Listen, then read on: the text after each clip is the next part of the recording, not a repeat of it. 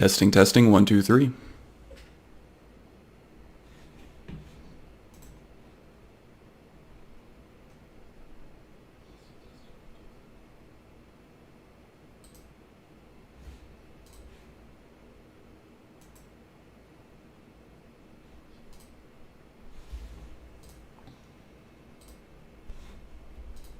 Testing, testing, 1, 2, 3.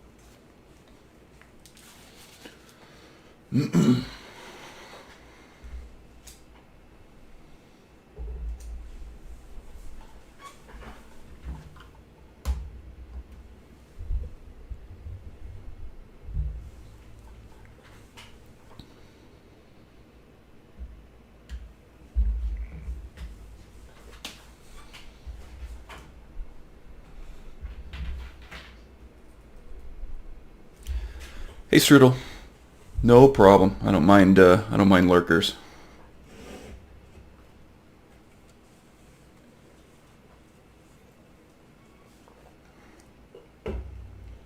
So getting to the end of the saga, huh? It's got to be kind of bittersweet.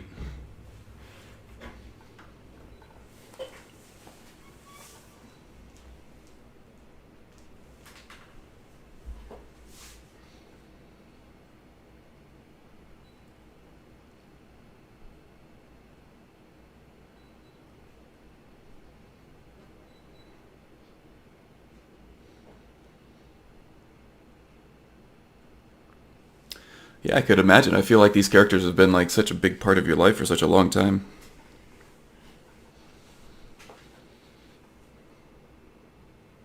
Ooh, a thing. Hey, Bayo.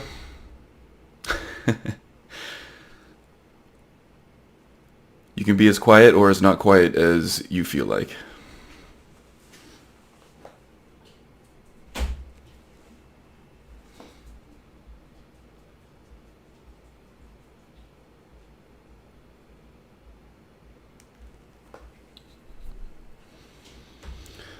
3 years, wow.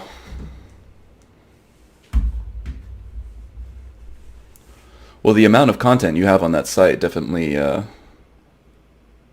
I feel like it makes 3 years feel small, especially considering how long Mr. Martin is taking with his next book.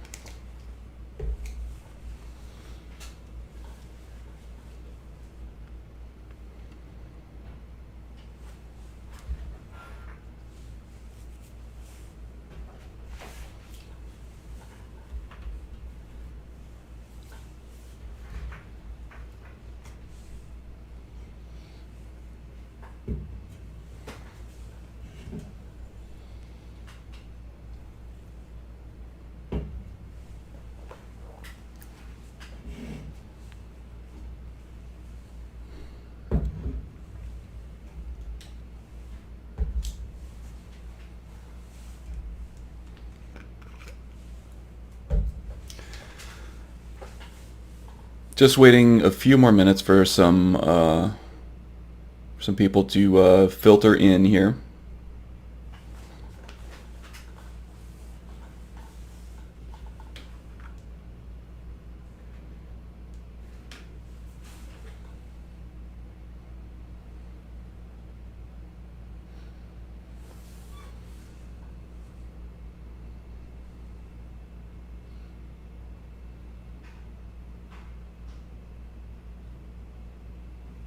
Yeah, well, to keep a mod loadout stable for that long in itself is amazing, just in terms of the game. But to keep a coherent story going for that long within that game, it's like layers of complexity and impressiveness, in my opinion.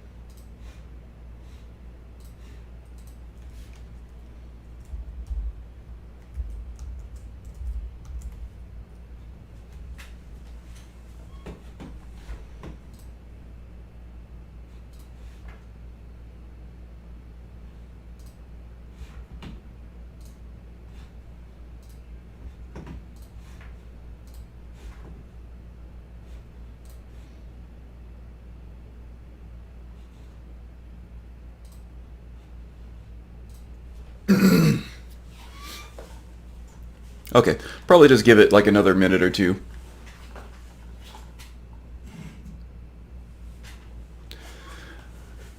Without fail, no matter like how long I wait to start the stream, uh, everybody seems to show up like 2 minutes after I start. It's uncanny.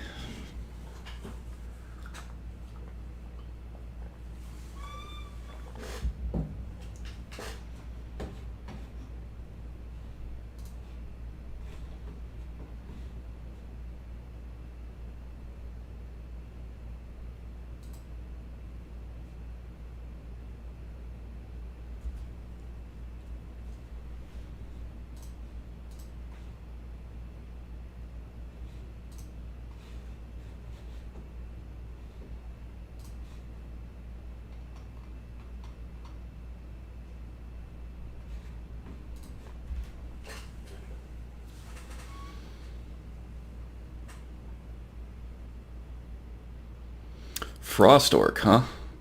That sounds interesting.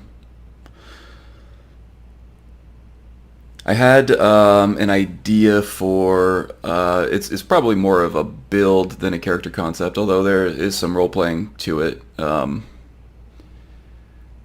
of a Skyrim character, the gameplay modeled off of an ice wraith, and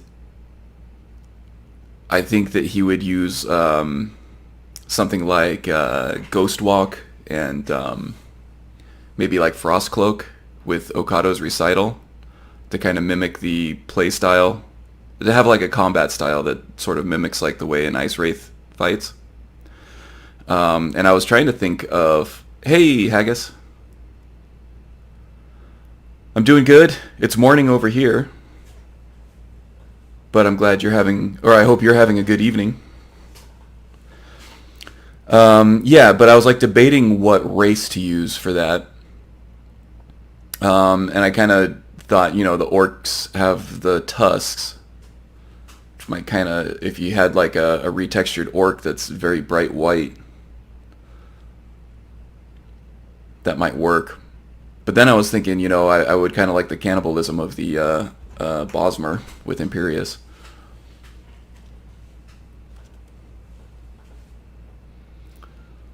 So your Frost Orc idea kind of reminded me of that.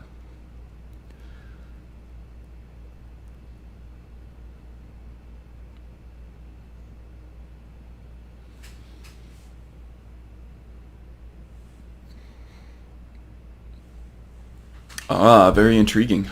The destruction of the orcs or their savior. I guess it wouldn't be a proper character concept without a god complex, right? At some point, you're going to develop the power to either wreck life in Skyrim or make it better.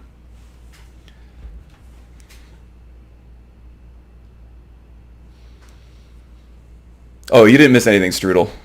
Just waiting for a couple more people. Probably going to get started very soon here.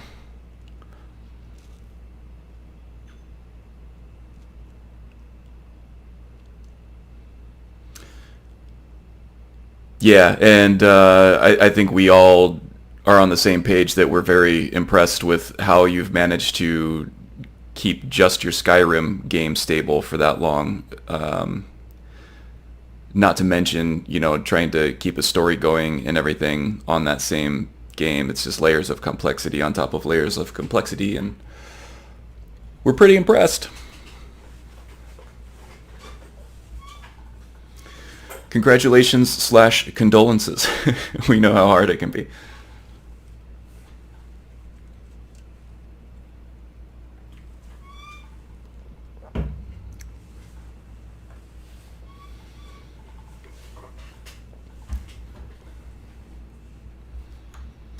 Okay, so I think we can get started here.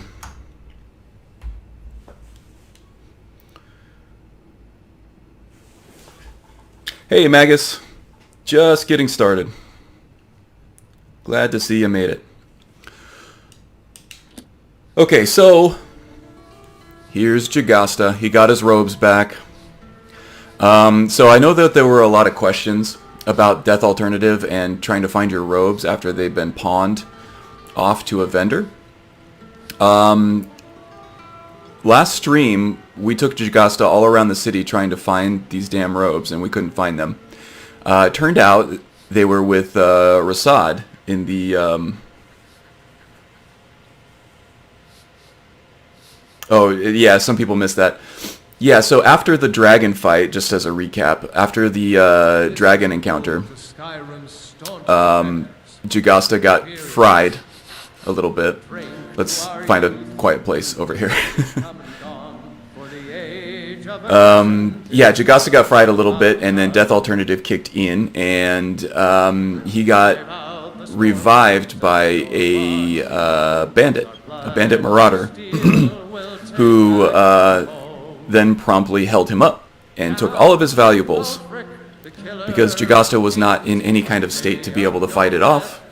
And as we know about Jagasta, he tries to avoid violence anyway. So we were forced to walk around in our work clothes and try to find a pawnbroker that was selling our stuff. And last stream we couldn't find it, but I did find it on Rasad, the traveling Khajiit caravan, which is fitting. But that caravan hadn't settled in its spot outside of Markarth yet, so there really was no way for me to like find where those robes went. But I did end up finding them, obviously. And I think Magus had a question about what hold these can show up in. And I had encountered a similar situation in another game where right outside of Dawnstar on the way to Morthal, sorry, trying to do two things at once. I got waylaid and my stuff got taken. But I ended up finding it at with Sema at Bits and Pieces in Solitude. Is it your money or your life? So what I think is going on here, there's a setting of what hold that you're...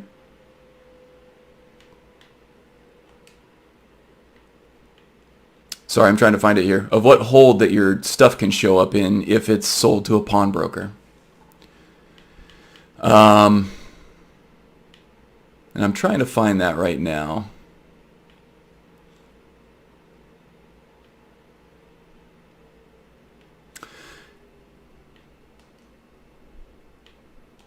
Thought it was your money or your life settings here.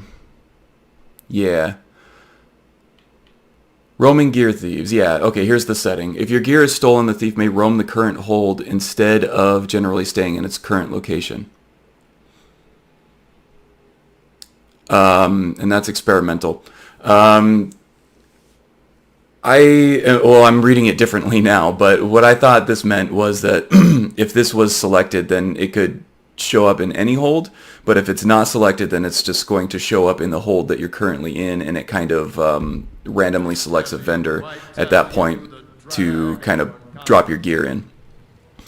Now, it wasn't just a matter of finding the vendor and getting our gear back. We also had to compensate the vendor for our own robes, which kind of sucked.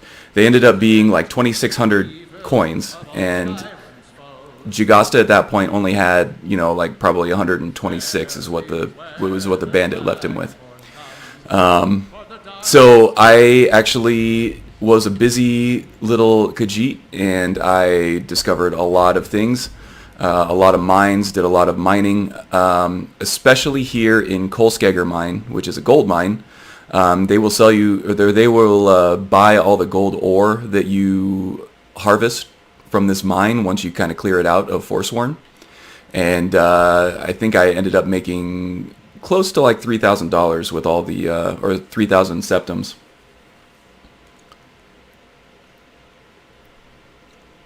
Yeah, so you will have to find them. And the other question was whether or not they were just general vendors or they could be at any vendor. And I kind of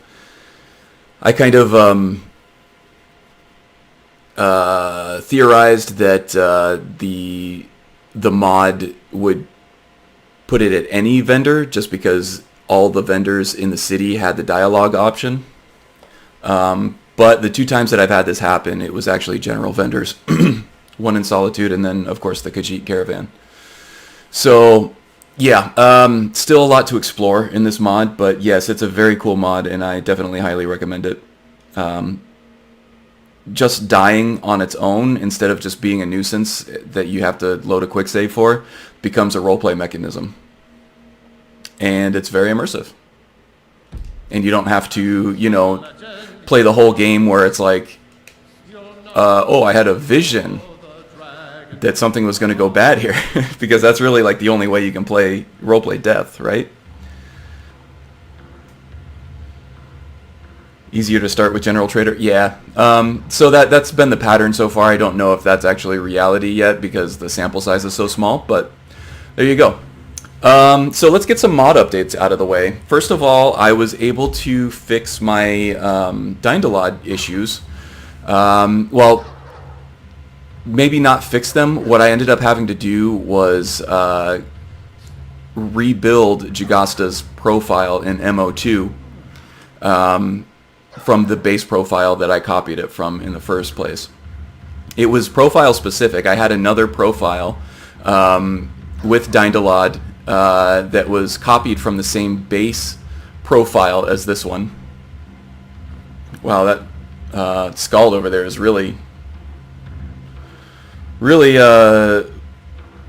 hitting his output goals as far as noise today, isn't he? Yeah, so I ended up having to rebuild the profile. The other profile that I had that was copied from the same base profile was working fine. Dindalad didn't have an issue at all. So I rebuilt the profile, I transferred all the saves over, and now Dindalad is fine. And I don't have to disable the notification messages in the top left to make all those error messages invisible. And distant objects are looking great. It's all working. So that was the big thing that I did. I also added back in alternate conversation camera, and I'm keeping the customizable camera in there as well. They do conflict a little bit. I've seen that they can leave your FOV in a weird state, depending on, you know, how complex the situation that you give it, as far as, you know, I'm in a custom camera now because my weapon is unsheathed, or I have a melee, or I have a ranged weapon out, which changes your camera around, and then you go to talk to somebody, which kicks in alternate conversation camera, and now all of a sudden your settings are all mixed up because the custom camera doesn't know what to go back to. I was able to get around this by setting the customizable camera here, the delayed reload, the delayed override here.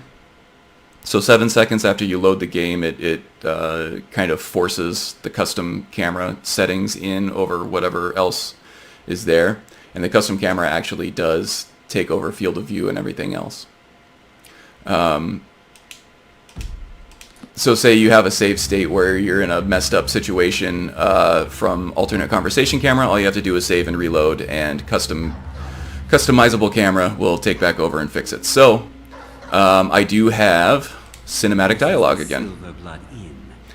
So I'm happy about that. And I do get to keep the custom camera for my kung fu fighting, which kind of zooms in, gives me an up close view of the action so I can hit my timed blocks and stuff correctly. So yeah, I was able to do a bunch of jobs and everything. I made a bunch of money, and I was able to pay off the vendor for my robes. That ended up being like 2,600 septims, as I said. These robes are quite pricey, quite valuable. Oh, it's actually the prayer beads that are the most expensive thing. That's odd, right? There's also a setting in Death Alternative that defines how long you have to pay off the vendor, because once you find the vendor that has your gear, you can take it from them. You can convince them to give it back to you, but you still owe them the money. And there's a setting here that, you know, obviously it says how many hours you have to pay it off, but I don't know what happens if you fail to pay off the vendor in time. I didn't have a problem doing it because of that gold mine. The literal gold mine turned into a figurative gold mine for me. But, ooh, it's foggy out today. But I wonder if they just make your gear stolen, or they send hired thugs after you, or the game just grabs them back from you, or what? Yeah. Oh, the other thing I did is I increased walk speed a little bit. You can't really tell. It's kind of subtle. I did... I'm sorry. We did talk about reasonable movement speed. I didn't want that because I didn't want it to change up the player character speed all that much.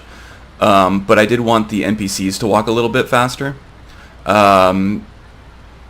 Reasonable walk speed set NPCs to 110. which was really fast. Everybody was death marching all over the place, which would have been fine out in the wilderness, but in the city it just became really chaotic. It was kind of off-putting. So I made my own mod and set the movement speed to 100. So it should be a little more reasonable if we're following a caravan or something like that, and they don't look like they're buzzing around like bees in the city. What would be ideal is if you could change the NPC movement speed in this, like depending on whether or not you're in the city or out in the wilderness. It would be faster out in the world and then slower in the city. And I would imagine there's a way to do that with scripting or SKSE, but that's a little bit beyond the scope of what I can do. Yeah, I did. It was a really simple mod. I mean, once you know the property that you're looking for, it becomes a matter of just changing it from one number to another and then saving the SP and dropping it into your load order.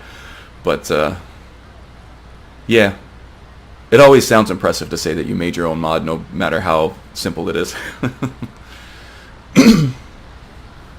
Excuse me. Okay, so let's get started on the Let's Play or the role play, shall we?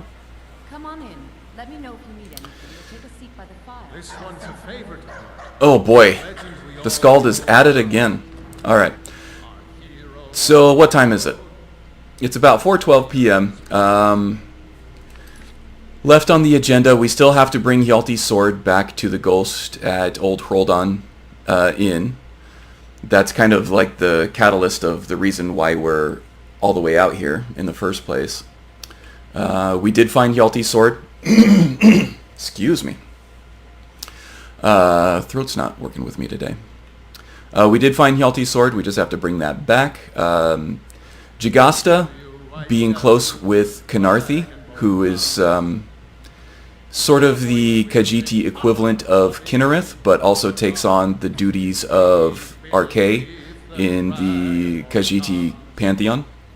Kind of wants to help this wayward spirit go home to rest, you know? And so he's looking forward to doing that. But, of course, he got sidetracked with the dragon and everything. By the way, we do have dragons in the game. This was set randomly by the Unbound, Skyrim Unbound mod. But he cannot read word walls, so it's pretty set at this point that he's not dragonborn. There just are dragons. And then in my travels off camera to get my robe back and make the money to pay it off, there was another dragon. I managed, with the help of the city guard, to kill this one this time, and there was no soul absorbed. So, Jagasa is not dragonborn, but there are dragons. There be dragons.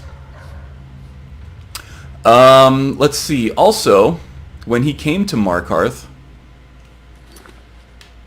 there was this little Breton fella named Eltris who was quite disturbed by the attack that he saw in the marketplace. Margaret got killed by someone named, I don't remember.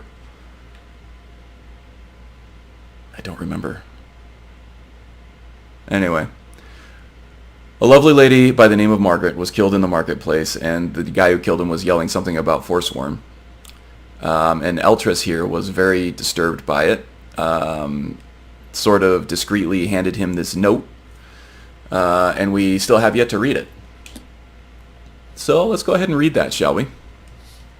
Jagasa's been a little sidetracked that he kind of forgot about this note.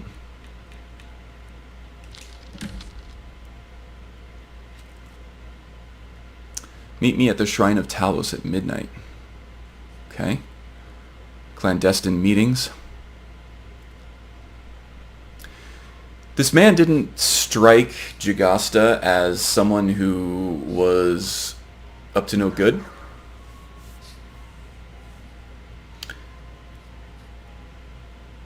Wayland, that's right. Thanks, Magus.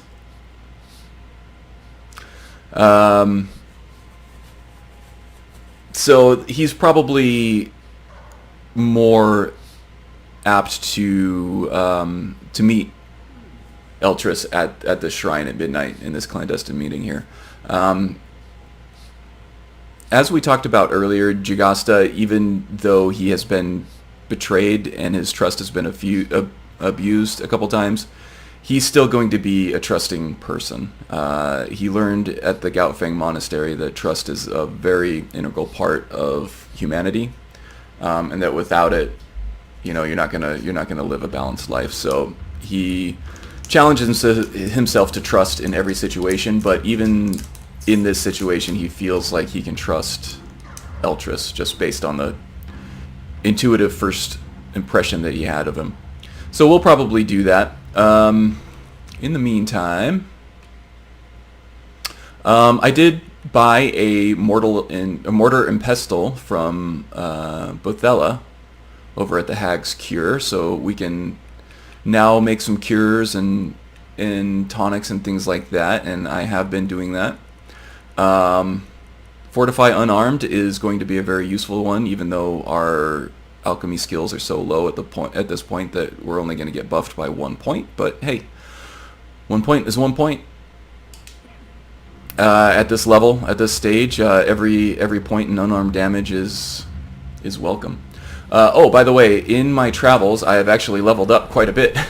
I think last episode we left at level 5. We're now at level 16. Hardest vanilla quest in Legendary. Yeah, interesting. We'll see how well this goes. The big thing I'm worried about is the Nepos encounter. But I think I might be able to just, skedoodle out of there.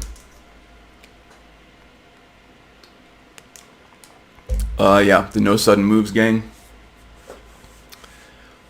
I wonder what they're up to now. Probably doing more hired ruffian work for extremely low wages. Okay, so obviously with an unarmed character here, I have been concentrating most of my effort in light armor here. We are at 47 in light armor, which is going to help us with our damage output. I've also been working on the stamina pool, which is also going to help. I'm really looking forward to this rushing tide here. And then things like Windrunner. Rushing tide gives you a damage output boost per movement speed buff that you have. Oh no, this is wrong. This gives you a movement speed buff every time you land an unarmed attack. And then you get a buff. Oh, this is all the way up at 90 though. That's a while. Hold on. No. I'm confused. Sorry. This will actually give you a movement speed buff every time you land an unarmed hit. This perk right here gives you a damage buff for every percentage point of movement speed that you have that is boosted. So these two work very well together, and we're going to start doing a lot more damage with our claws at some point. I also did break down and buy Okado's Recital because I had an abundance of money, and I wanted to start supplementing our Kung Fu with some magic. So I hooked up Stone Flesh, Scale Form, and Regeneration, which is from the Mysticism overhaul, to give us a defense boost, a little bit of healing over time, and an unarmed damage boost every time we enter combat. And that's helped a lot. So yeah, we've been busy, but we have a late night ahead of us, so I think Jagasta is going to maybe get a bit of a, cat nap. Cat nap, anybody? He's going to get a bit of a cat nap before meeting Eltrys at midnight. So let's get, go ahead and get 7 hours of sleep here. That'll put us at 11:40 p.m. And now we're going to really jack up our sleep schedule, but at least we'll be able to catch up with Joan and Jode outside for a bit. steel will take back our home. Probably a little hungry and a little thirsty after a 7-hour cat nap.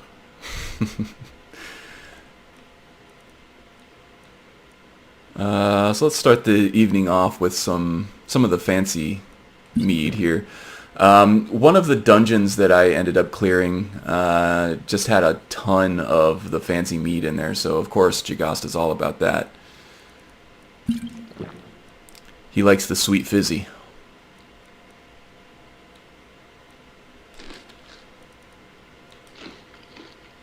Okay, we are well sated. I'm very glad to have those notifications back there. Down with Ulfric, the killer of kings, on the day of your...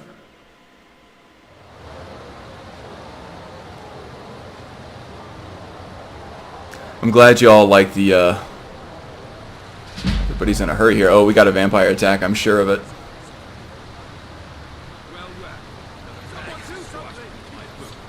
Oh no, it's... Yeah, it's a vampire attack. Okay.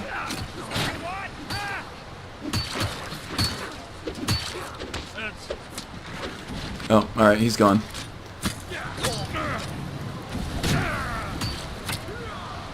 Who shot me?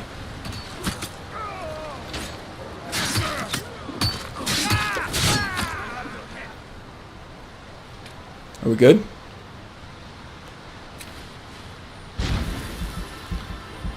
Okay.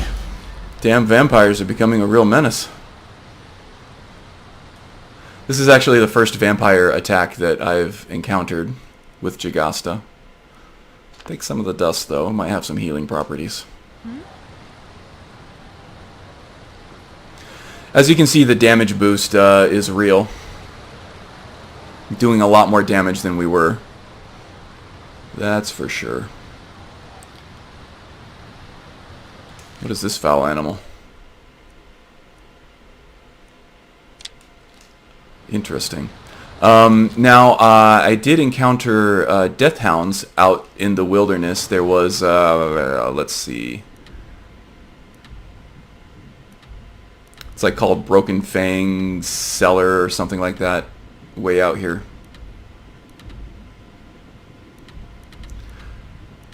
I'm not seeing it now, but I'm sure you know what I'm talking about. It's a little vampire lair out in the middle of the wilderness with some thanes and maybe some death hounds protecting the cellar entrance. Didn't actually go in and clear the lair, but oh, there's Eltrus right there. He's probably there for us.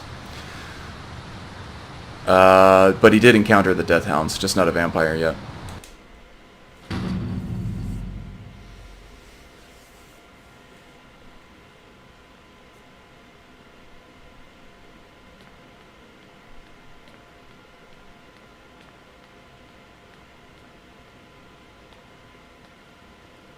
I'm sorry to drag you into Markarth's problems, but after that attack in the market, I'm running out of time. You're an outsider. You're dangerous looking. You'll do. Jagasta is dangerous looking? I thought I was quite benevolent looking. Anyway, what are you talking about? You want answers? Well, so do I. So does everyone in the city. A man goes crazy in the market. Everyone knows he's a Foresworn agent. Guards do nothing. Nothing but clean up the mess. And I'm guessing you want me to find out why. This has been going on for years, and all I've been able to find is murder and blood. I need help. Please, you find out why that woman was attacked, who's behind Wayland and Foresworn, and I'll pay you for any information you bring me.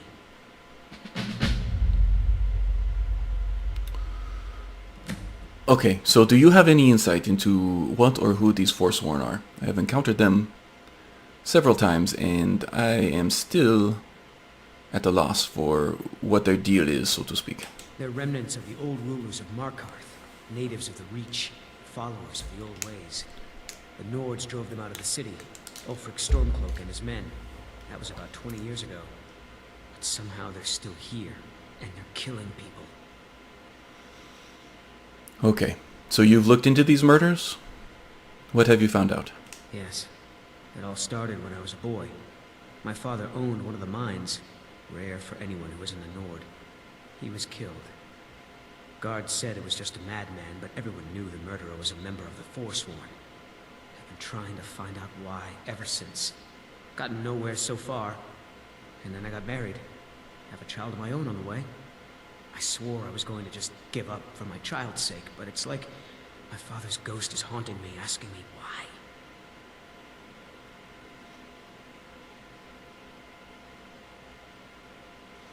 Okay, then what do you know about this Margaret? She's not from Markarth. The air about her screamed outsider. Visitors to the city usually stay at the Silver Blood Inn. Okay.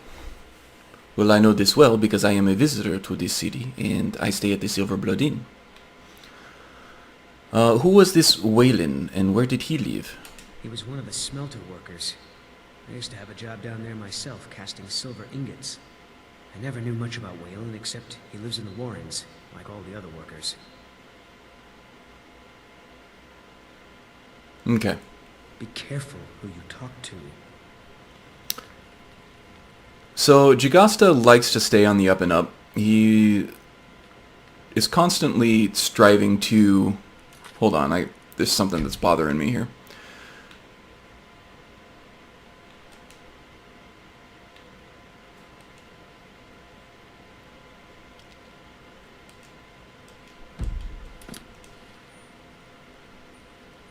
With the customizable camera, I like to have the little dot crosshair if I'm pushing my character off to the side, because I'm constantly wanting to attack whatever's right in front of the character, but not what's in front of the crosshair.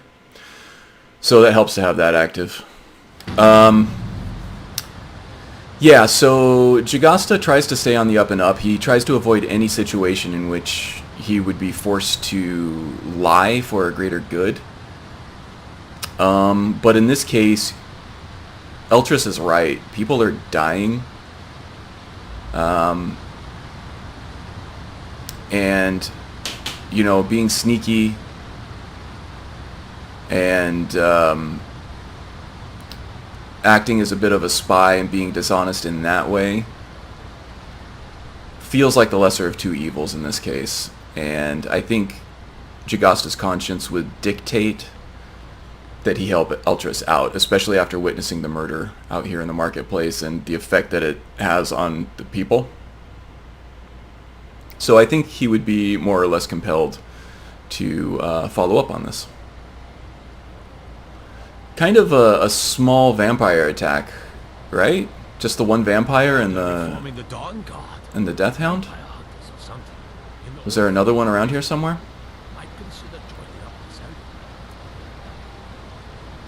I am running sewers of Skyrim, and sometimes, and also the hidden hideouts, the entrances.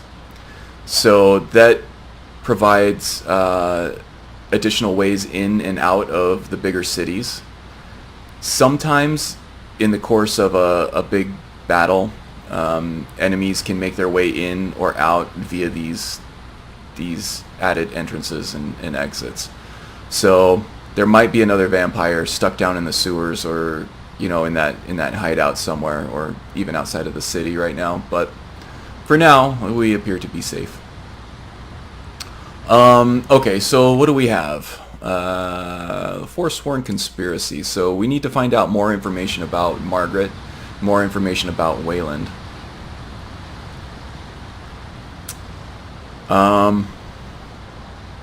Let's see what we can glean from the innkeeper here.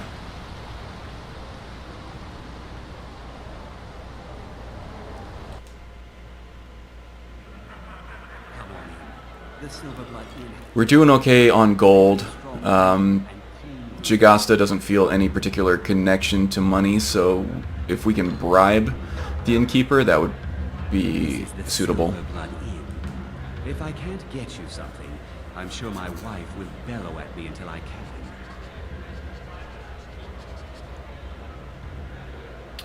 Oh, was there some buffering?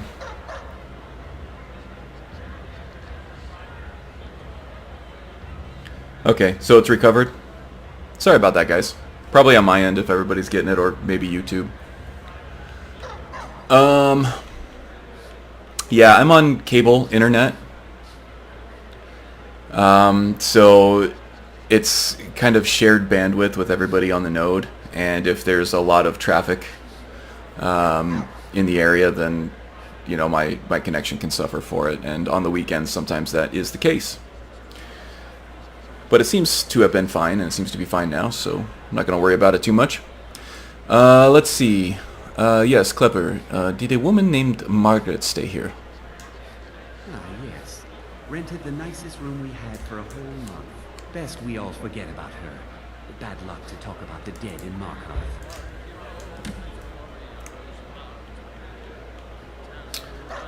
Okay, so you wouldn't happen to have the key to Margaret's room, would you? Of course. But I can't just hand that over. Privacy, after all. Okay, then maybe I could rent the room she was staying in? Would this be suitable? Well, I guess Margaret isn't around to complain. It's yours. Well, with this one's relationship with Khajiiti, Margaret might actually complain to me, but you are safe, don't worry about it.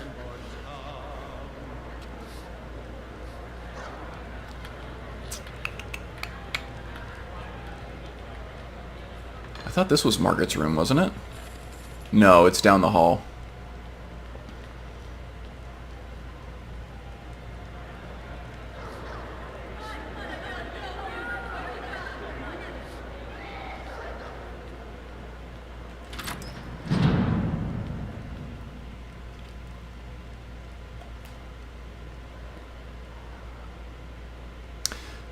The apples look great. I'm using Rudy's retexture of clutter and common objects.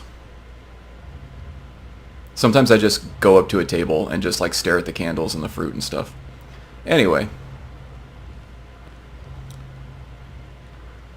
Silver necklace. Journal. Jackpot.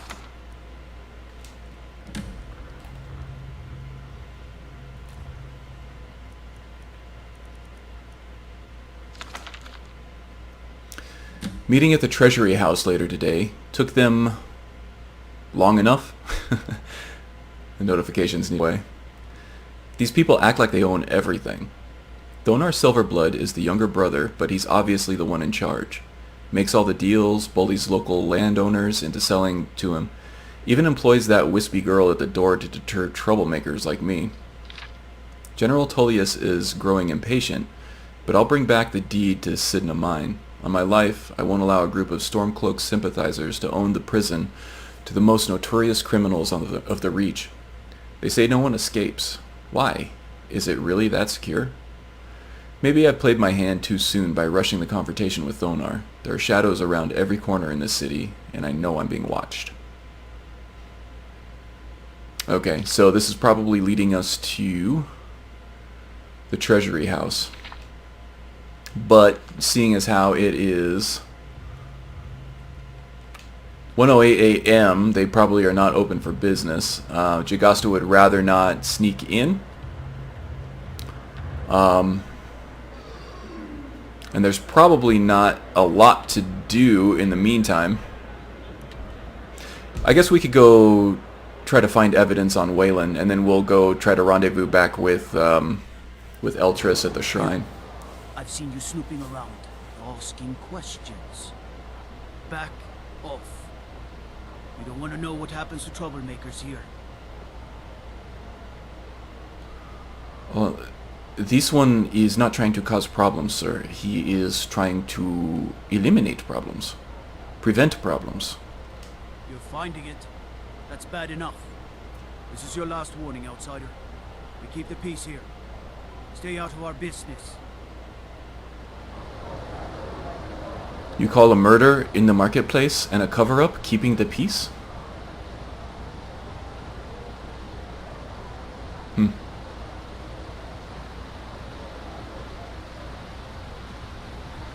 Is my E and B on? The color looks a little washed out, but it might just be the weather.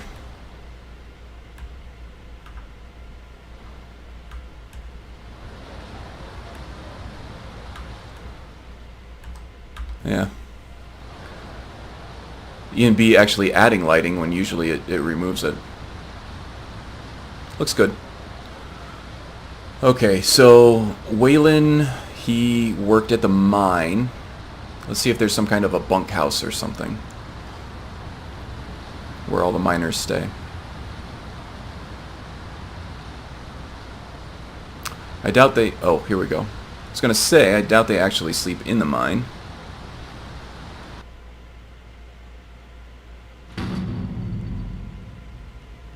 How about them apples?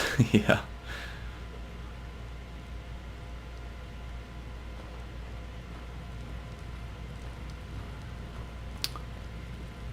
Warrens ain't for you. Trust me. The Warrens isn't a place for your type. What do you want?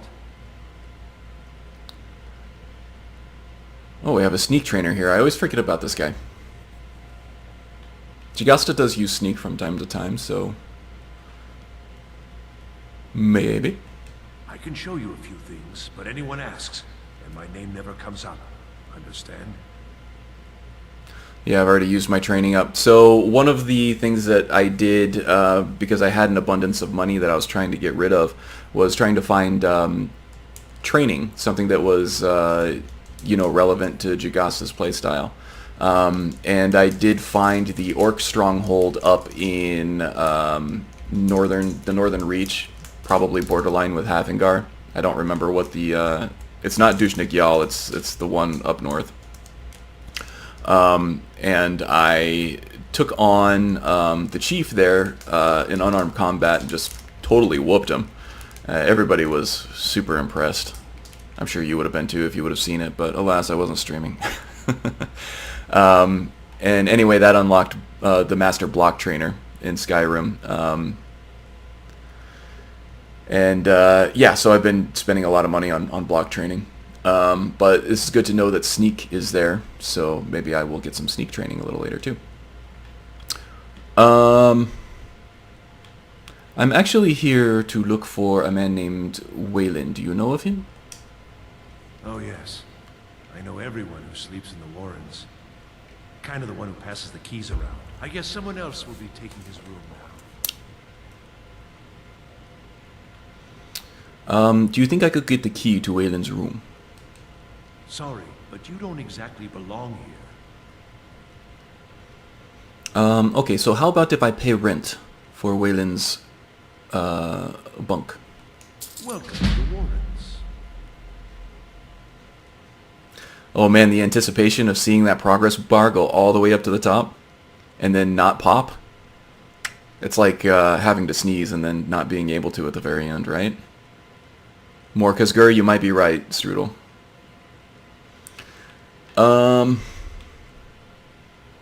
So, what can you tell me about this place, these Warrens? It's where you go when you can't afford a room anywhere else.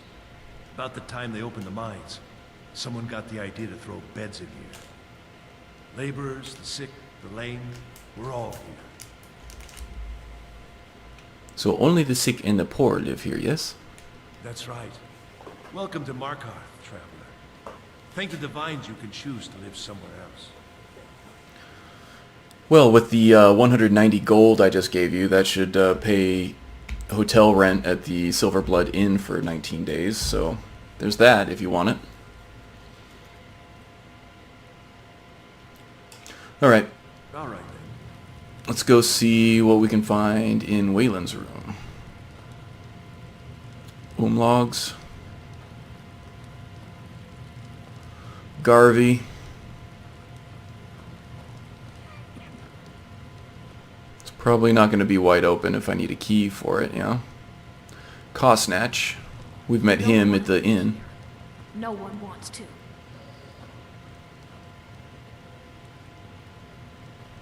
Degain. Sewers.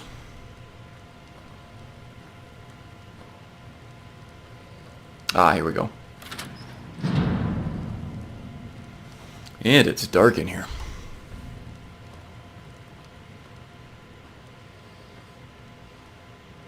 But luckily, Khajiiti has big eyes. Here we go. What's he doing with a wooden sword?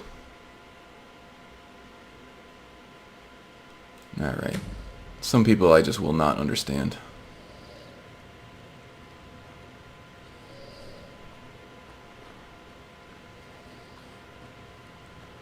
So, do the sick live here because they're sick and poor, or do people become sick because, like, from living here because of all the dust, sleeping on the dirt? Sure, it's a quite vicious cycle, especially with all the smoke coming out of the smelter and everything. Jagasta really feels for these people, that's for sure.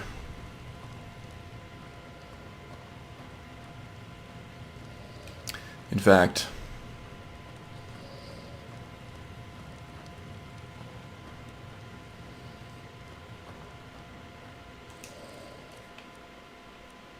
let's leave a charitable donation, shall we?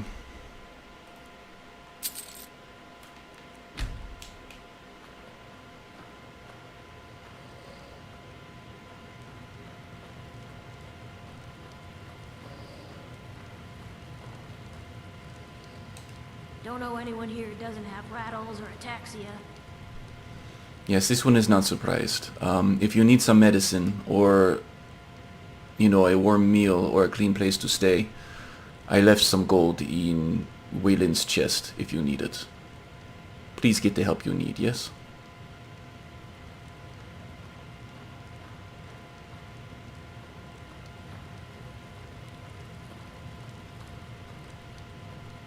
I left some aid in the form of gold in Wayland's personal chest. Thank you very much.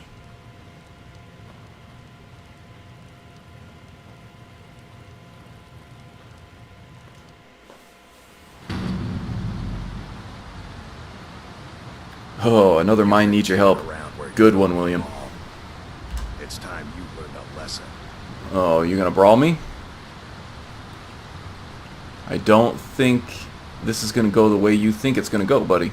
You again. Guess you need another lesson, huh? Again? Who sent you? Someone who doesn't like you asking questions. Well, that was odd.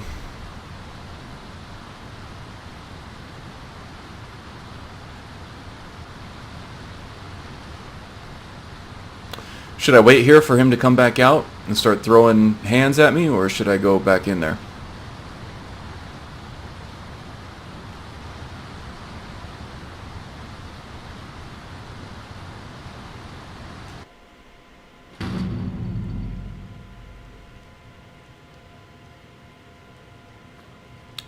Are we playing Skyrim phone tag now?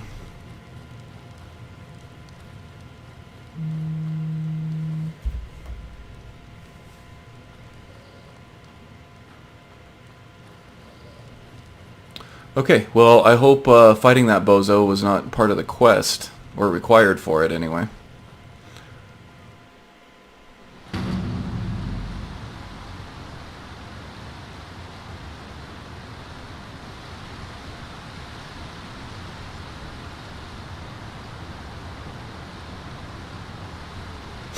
He's just gone. Let's see if we can find him.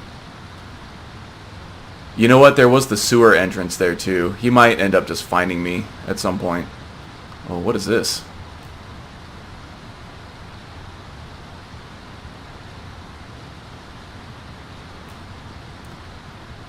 So this is how they treat people that don't work their hands to the bone for them, or deliver the type of output that they want. Yeah, we're really dealing with some evil people here. So let's go rendezvous with Eltris, and then we'll see if, what was his name, Drist? Catches up with us at some point.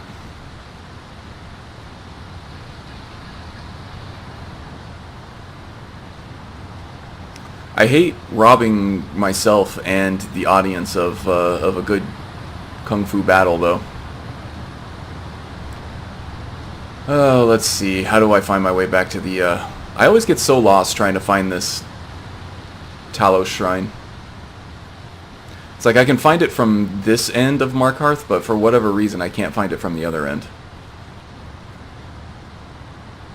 Oh, I see. I always go up that way instead of this way. Okay.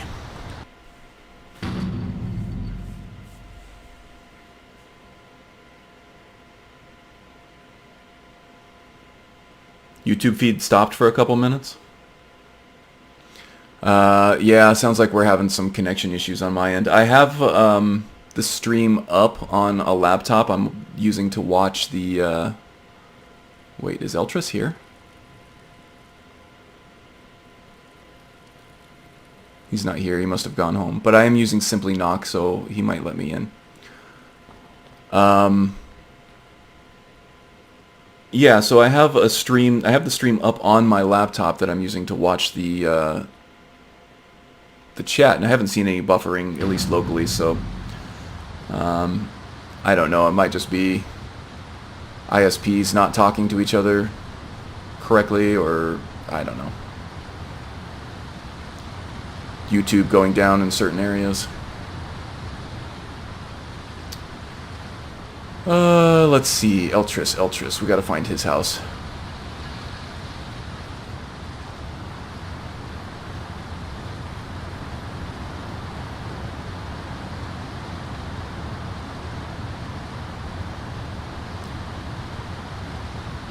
So Jagasta, before this whole thing, he didn't know who to trust about the issue. He intuitively felt like he could trust Eltrus, but this just confirms his. There's the treasury house. It does look like it's open. These vampires are becoming a real menace.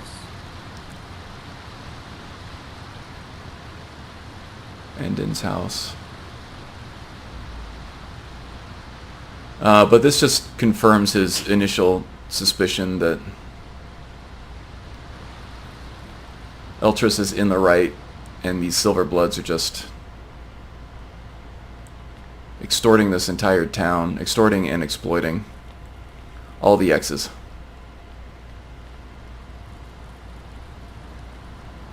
Nepos' house. That's also unlocked, suspiciously enough.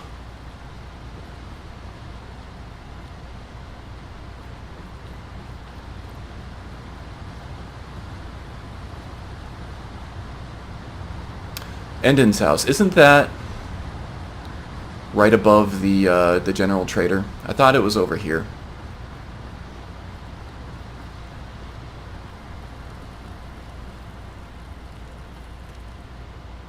There's Vlindrel. No, Onman's house.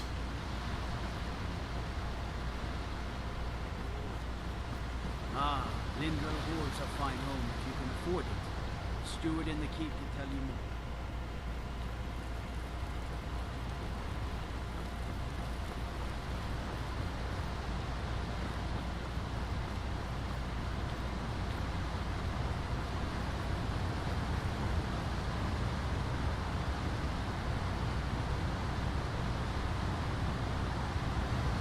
Yeah, that's about accurate. Disappeared thug. Now, I know that Eltrus does have a house around here somewhere. I just can't find it. Am I on the complete wrong side of the city?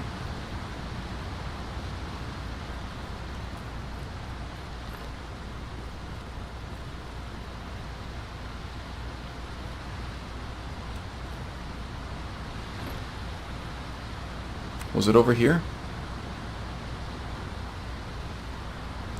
This is the smelter boss's house. Eltrus has a room in the Warrens.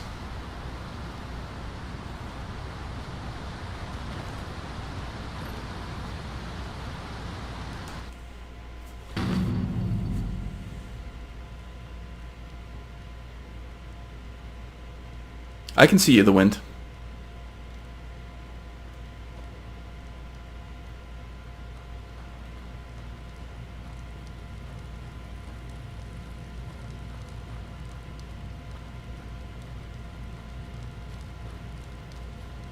You don't want to be here. No one wants to. Oh yeah, there he is. And it doesn't let me knock. Alright, well, we'll wait till morning, I guess.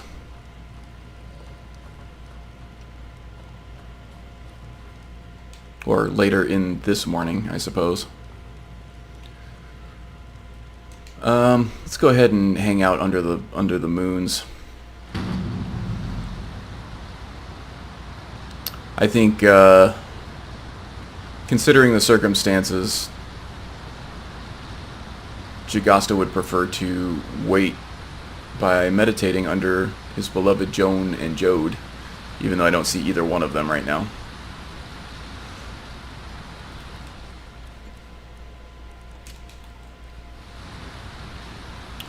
And I also did become devout to Akatosh, which does help with the dragons that do exist at the moment. Wait till 7.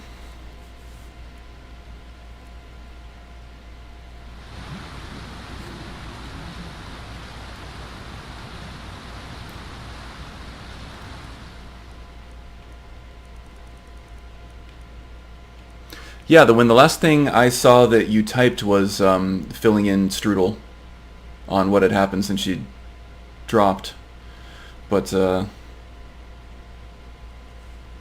haven't been paying super close attention to the chat.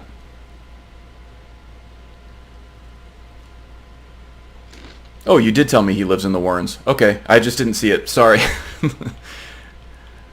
It's hard to pay attention to two streams or to two screens at once. Oh, Khajiiti likes milk, yes.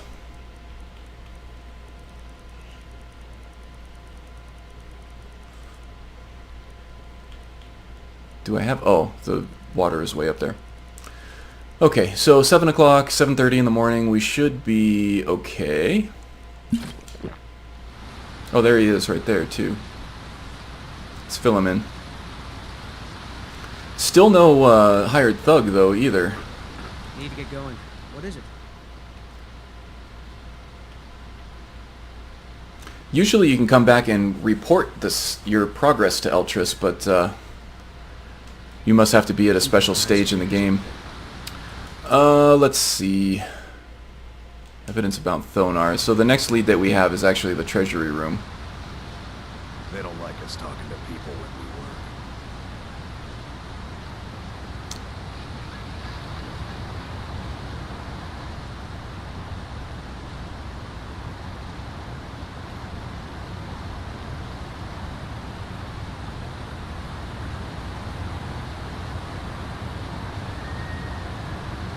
Is that a special quest stage, Wind?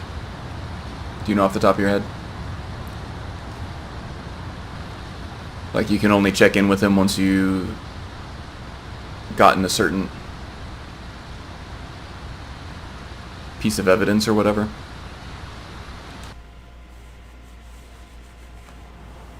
Or is it just time sensitive? Midnight only.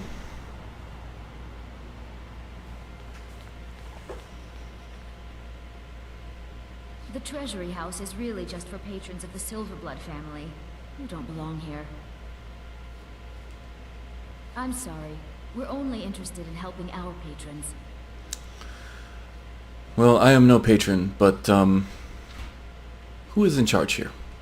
You want Thonar Silverblood. He handles all the family business. If you're here to talk politics, though, you'd want his brother, Thongvor. He spends most of his time in Understone Keep.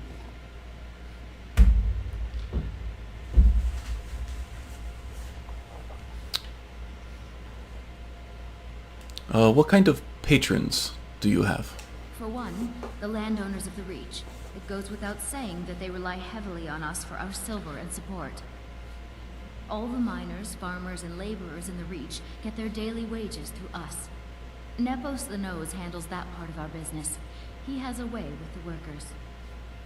Nepos, so that's another lead. If I have to skip a quest stage or something, I might be able to do that by just heading straight in there. I don't know. I might have to do a set stage. I hope not. Okay, well, I need to see Thonar. I'm afraid he's asked not to be disturbed. He has important business. Business, you'll say? Riches are a gate opener around here. Head right in. Thank you. I have records I need to tend to. You just let old Nana know if you need anything. All right, dear? Alright, Nana gives this one the willies. Ooh, what's that? A glowing book?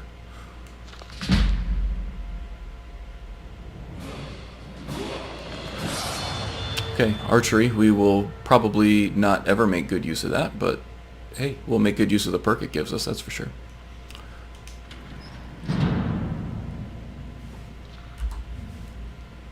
You must be Thonar, I presume. What are you doing here?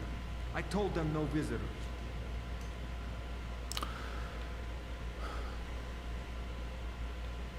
Were you the one who sent the guard to threaten me? What did you expect?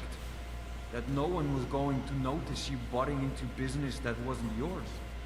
The guards know who holds the purse strings in this city, and I don't like snoops. Markarth is my city. You have no right looking into my business. Now get out. Nana has needs. What? By the gods, Betrick! Is someone there? Wow, Nana can throw down. You need to learn some manners. Uh-oh. Stop! By order of the Ark. Stop right there. Okay, I'll pay off my bounty. Smart man. Now, come along with us. We'll take any stolen goods, and you'll be free to go. After you pay the fine, of course. Okay, so I hope this doesn't screw things up even more.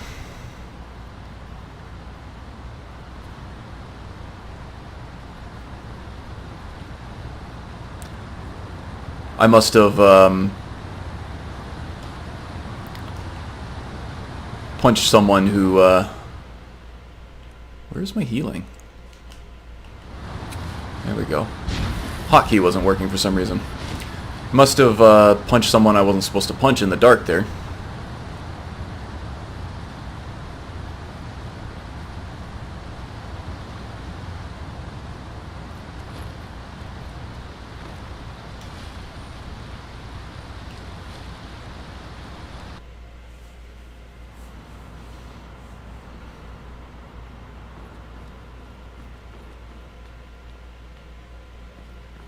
Okay, looks like they cleaned up the situation though. My wife. They killed her. Damn Madanak. Damn his Foresworn backside.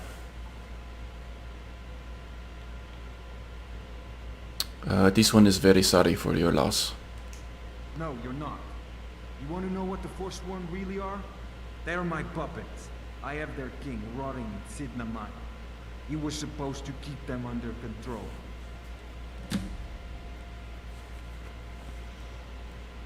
The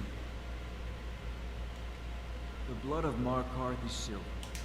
I'm a busy man. Half this city works for my family, and I have to keep them in line.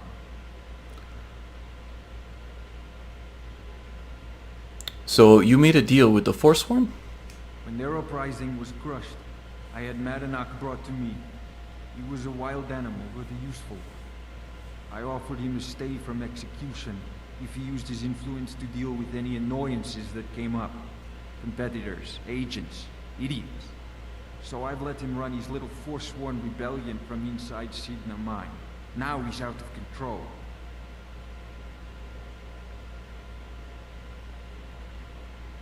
What is this Sidna Mine I keep hearing about? My prison. The source of half the silver in Skyrim. The most secure prison in Tamriel. No one escapes. I thought keeping Madanak down there would keep him under control. So, these Foresworn, they have a king. I thought they were just a bunch of vagrants harassing vendors on the road and whatnot. I didn't know they had such strong central leadership. Madanak, the king in rags. While we were all fighting the elves in the All you need is War, Nana. Madanak was busy ruling over the Reach. Until Ulfric came and put them down. So I'm guessing you want me to do something about this King Madanak. You already got what you wanted, you damn hound. This is your fault. You and Madanak are animals, and I'll see you both rot to death in Sidna Mine for this. Now get out of my house.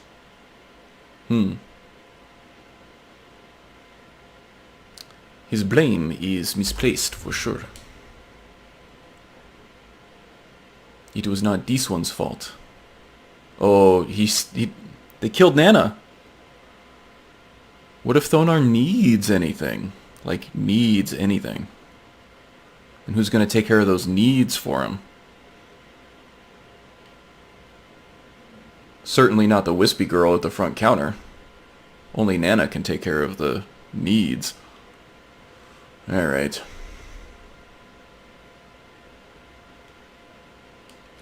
What's up with the ash pile here? Some nice enchantments. Non-canon.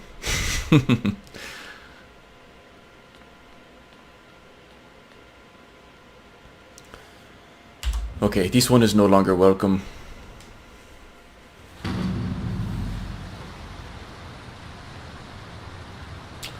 Well, now what? What do you need?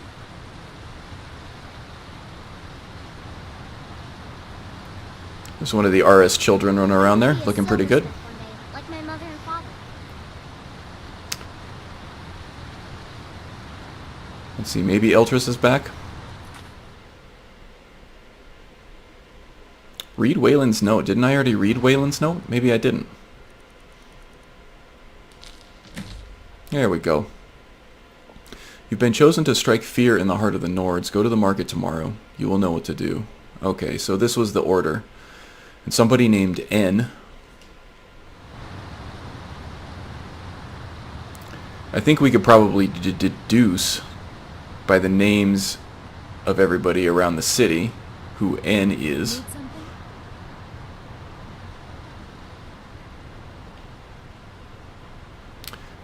Let's see if Eltrus showed back up to the shrine.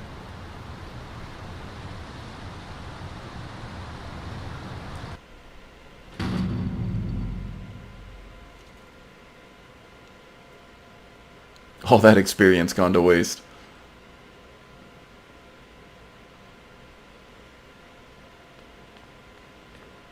We warned you, but you had to just go and cause trouble. Oh no, that's Eltrus up there. All these recent murders on you. Silence witnesses. Work, work, work. What have you done to Eltrus? Same thing we do with all the other natives who want to change things around here.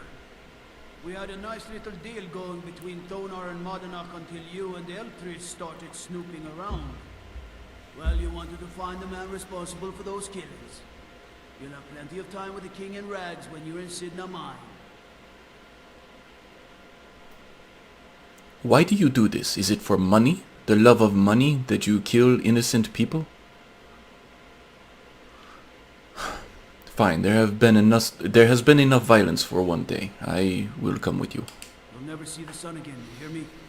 No one escapes Sidna Mine. No one. All right, prisoner. Eyes front. You're in Sidna Mine now, and we expect you to earn your keep. There's no resting your hide in a cell in this prison. Here you work. You'll mine ore until you start throwing up silver bars. You got it?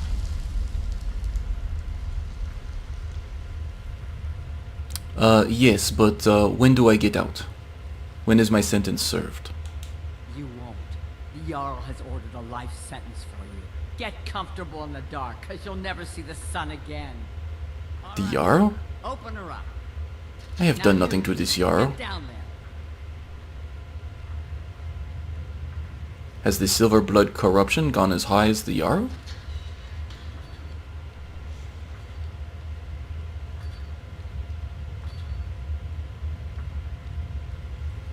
Okay. Well, this certainly is a bleak turn of events for our hero. Do they put stairs in this mine anywhere? Okay, they're over here.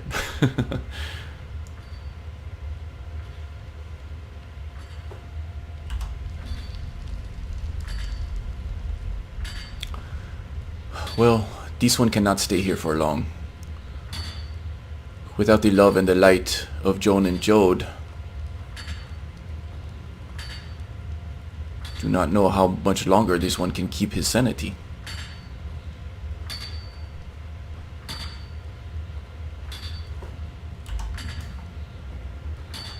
Hello, friend. Left behind my dog. What are you in for, new blood?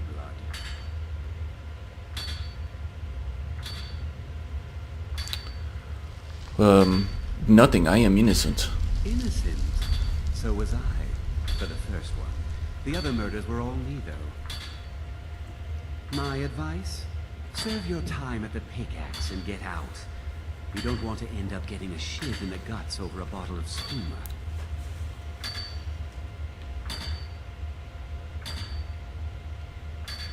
Oh, there's a skooma problem in the mind? This is not good. Well, serving my time is not an option, because... Well, I am not serving time, I am serving life. Are sheaves a problem down here?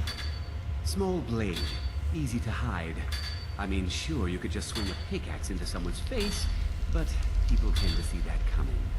Got a problem with a prisoner? Get a shiv. Here Grisvar has a spare, if you could get him to part with it. This one has no need for weapons. What were you put in here for, friend? A Nord nobleman I served was stabbed in the night. Wasn't me, but I knew I'd be blamed. So I ran, joined the Foresworn, started killing, got caught. Now I'm here. What was your motivation to join the Foresworn? Because life was better under the old ways. No Nords and their laws. One day the Foresworn will paint the walls of Markarth in their blood. Okay, so you still held a candle for this conflict, do you? Where are the guards down here? They come in here once a week to clean out the bodies, grab any ore we've mined, and beat down the troublemakers. That's the only time when we get food, too. And if there's not enough ore mined up, we don't get any. Okay. So this one wishes to speak to Madanak. Do you know where I might be able to find him? If you're asking, that means you're the new lifer. Tough luck, friend. Those guards sold you out, but good. No one talks to Madanak, I'm afraid. Not without getting past Borkul the Beast. And you don't want to talk to Borkul the Beast. Why would I not want to talk to Borkul the Beast? This one gets along well with the orcs. And the beasts. Madanak's guard. Big, even for an orc. Heard he ripped a man's arm off and beat him to death with it. He's old-fashioned like that. That sounds like a familiar story. Okay, thank you for the information, friend. Until next time. The new meat. So soft, tender. What was it like killing your first one, huh?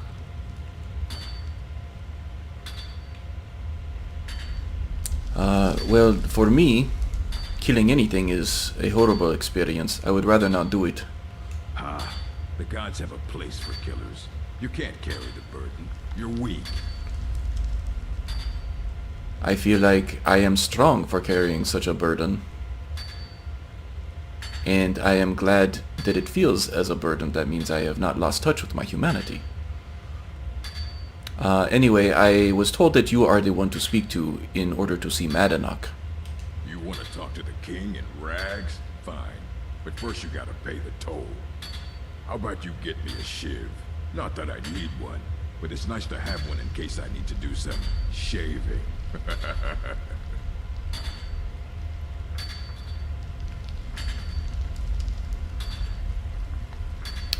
This one does not have a shiv.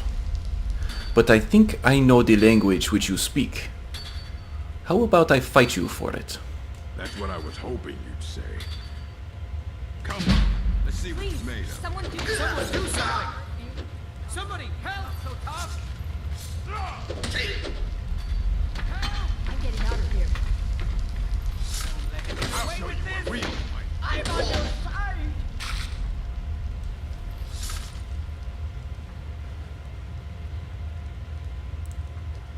Borko the Beast. More like Borko the Cub at this point, yes? It's been so long since I tasted my own blood. Sour. So, you will let me through now, yes? Yeah. Go on in. This one knows the orcs well. He speaks their language, and is quite fluent, if I say so myself.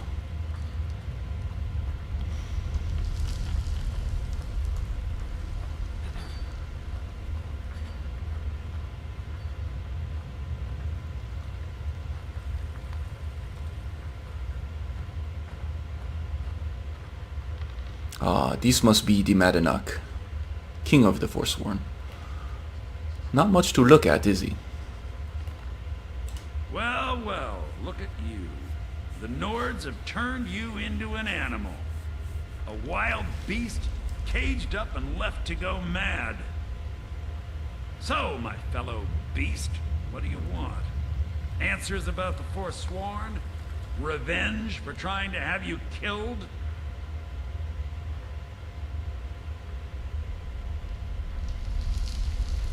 I do want my freedom, but this one also wants justice for those you have killed. You have much to answer for, Madanak. Do I? What about you? What right did you have to meddle in my affairs? Kill my people? Was it worth it? Your truth? You're one of us now, you see? Kill your people. Slave. The boot of the Nords stepping on your throat. Maybe if you understood that, I could help you. Understand what? How? There's a man named Greg inside these mines. Besides me, he's been here the longest. Tell him I sent you. Ask him why he's here.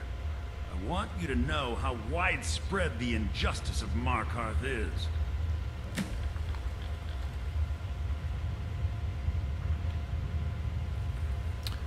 Before I go, I have some questions about the Foresworn. This was our land. We were here first. Then the Nords came and put chains on us, forbid us from worshipping our gods. Some of us refused to bow.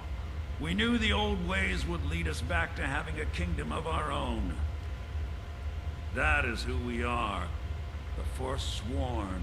Criminals in our own lands, and we will cut a bloody hole into the Reach until we are free.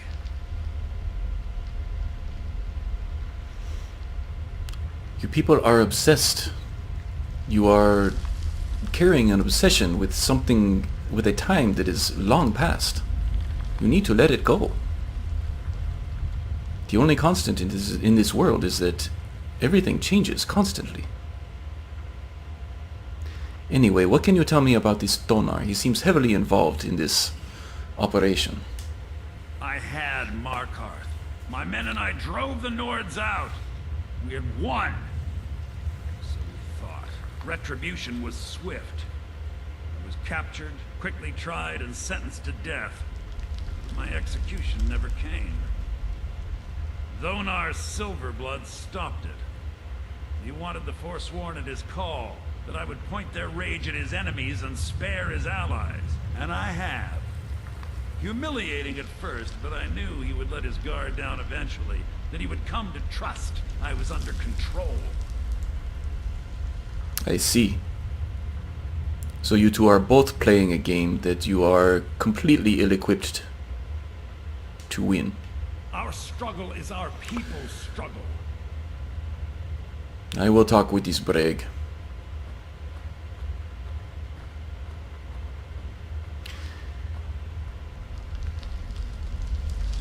From the beginning of my journey in Skyrim, I have had this fascinating curiosity about the Foresworn.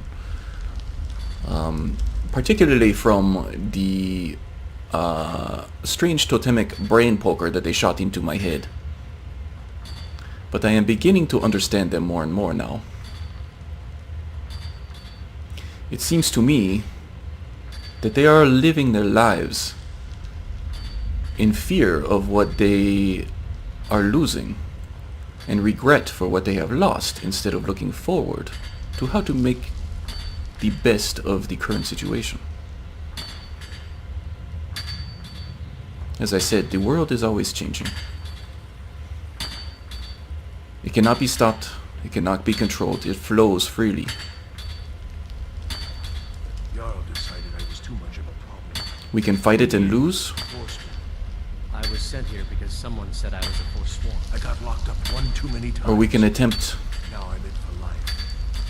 to follow the currents to wherever it takes us, and do so gracefully. Don't reach for a shiv around me or we'll both regret it. You are Breg, yes?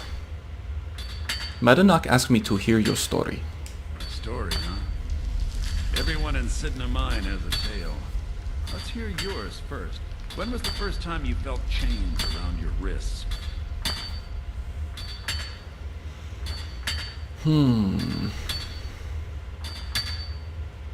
Actually, this one has not been incarcerated much. So the moment I was thrown into this pit was the first time. So you know what it's like to have your life in someone else's hands. Why should they get to decide? Isn't judgment for the gods? Do you have any family? Anyone waiting for you on the outside?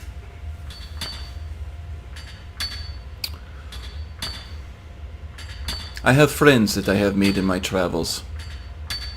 I consider them family. I had a daughter once. She'd be 23 this year. Married to some hot-headed silver worker, or maybe on her own, learning the herb trade. The Nords didn't care who was and who wasn't involved in the Foresworn uprising. I had spoken to Madanak once. That was enough. But my little Aethra didn't want to see her papa leave her. She pleaded to the Jarl to take her instead. And after they made me watch as her head rolled off the block, they threw me in here anyway to dig up their silver. Can you stop swinging the axe? It is having an adverse effect on the drama of your story, and it is making me quite motion sick.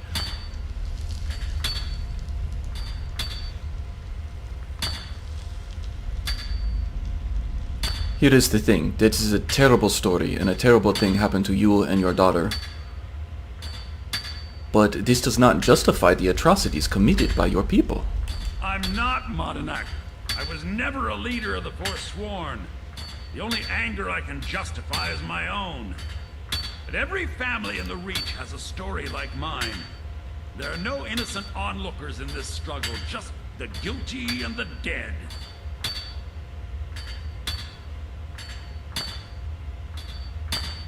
I am very sorry to hear what has happened to you. My daughter is the one who needs your pity. I'm just a poor Foresworn whose only regret is not killing more Nords before I was locked up.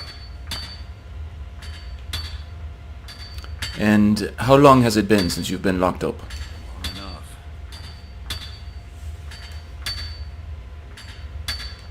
Till next time.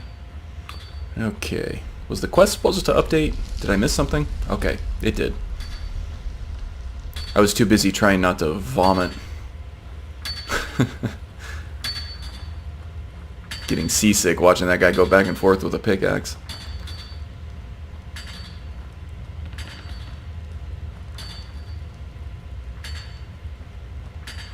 This one does not understand the concept of perpetual revenge. These people continuously seek justice for atrocities committed against them. But the justice that they seek is not justice. The justice that they seek is just a repeat of the atrocities that were committed against them. This makes them no better than the initial offense. At some point, somebody just needs to turn the other cheek and stop this cycle of violence.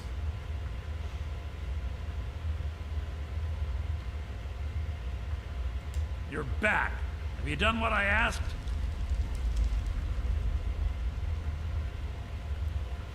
This one did talk to Breg. Yeah, imagine hearing a story like that over and over. Each time a different family. Each time a different injustice. Your meddling above ground reminded me of how removed I've been from the struggle. My men and I should be in the hills, fighting.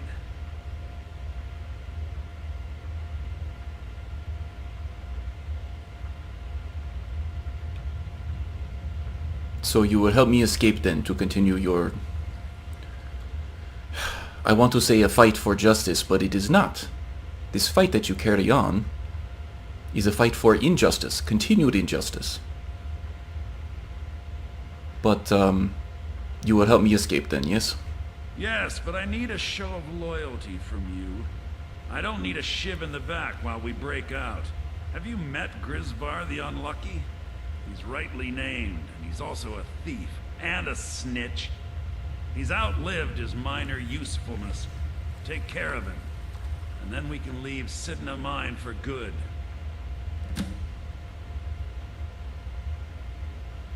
Our vengeance will come.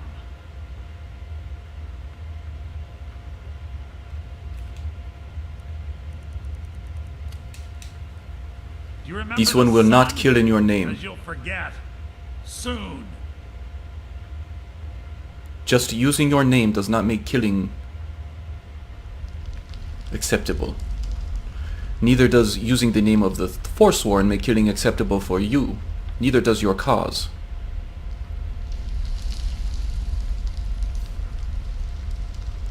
So please, let's end this right now. Slave, just like us.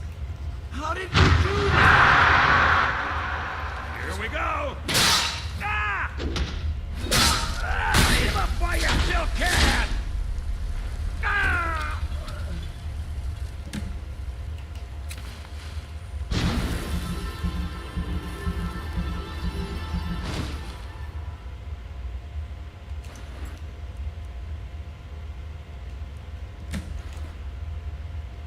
And this one had some poison on him as well. This explains his chaotic state of mind. Aha! You underestimate the Khajiit, Magus.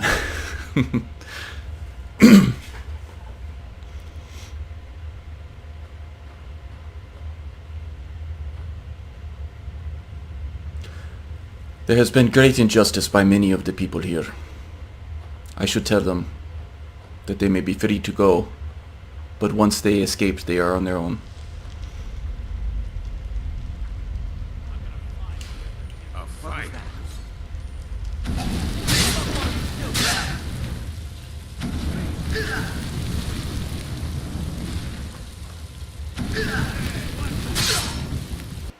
Oh, and we got a crash.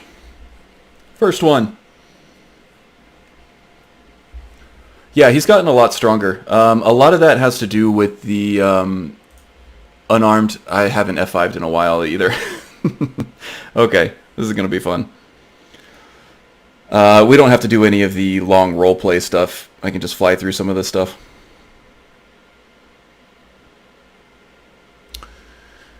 Yeah, a lot of the power that Jagasta has comes from the advanced unarmed mod.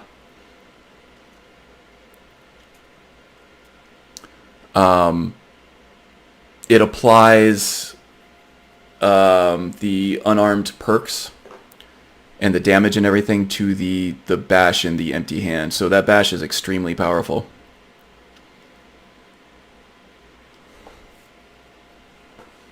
Ooh, Elise with Inigo? I could see that.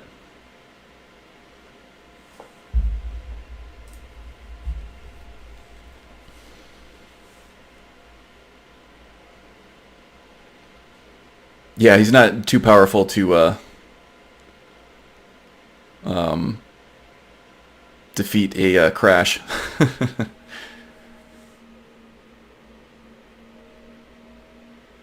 Yeah. I should have heeded your warning. At that point, I had decided just to walk out, but, you know, I was still in roleplay mode, and I wanted to let everybody know.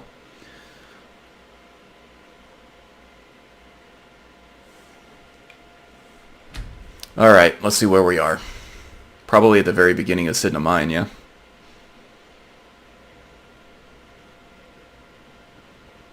Oh boy. Didn't even autosave in Sidna. But you had to just go and cause trouble.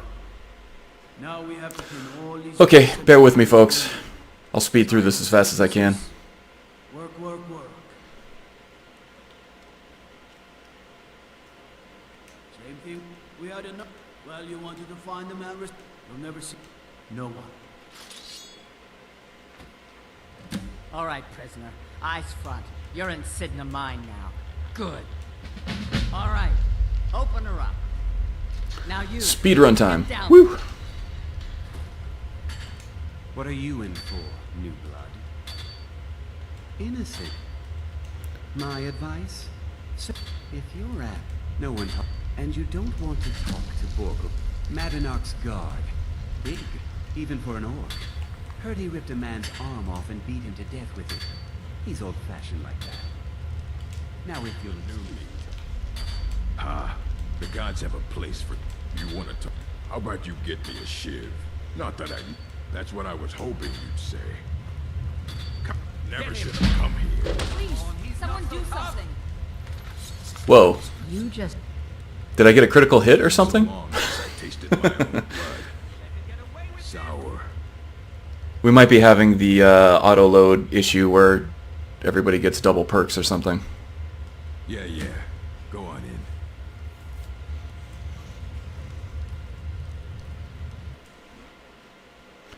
Just reload to make sure that that happens.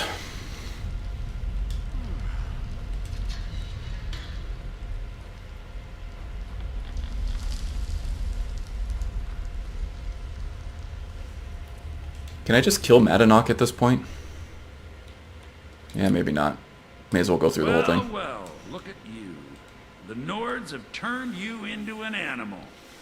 A wild beast, caged up and left... Yeah, it wasn't a freeze. I would have had to restart the stream. Well, look at you. The Nords have turned you into an animal. I was watching Stu stream, I'm sure like all of us were, and he had a freeze, but he was able to get through it by opening up the task manager, right-clicking on the Skyrim EXE, and killing the process. I've never been able to get that to work. The Skyrim process just is completely unresponsive for me when I try to do it that way. I have to actually sign out from Windows and sign back in. On your throat. Maybe if you understood that, I could help you.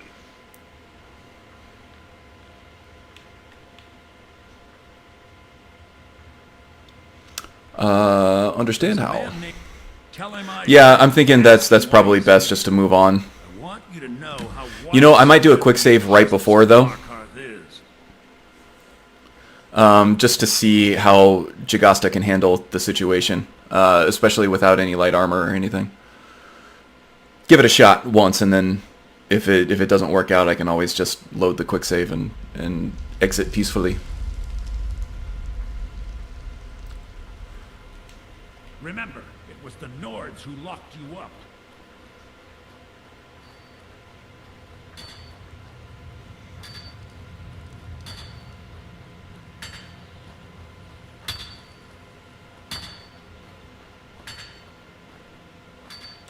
Okay, no more motion sickness if he's just sitting there. Both regret it.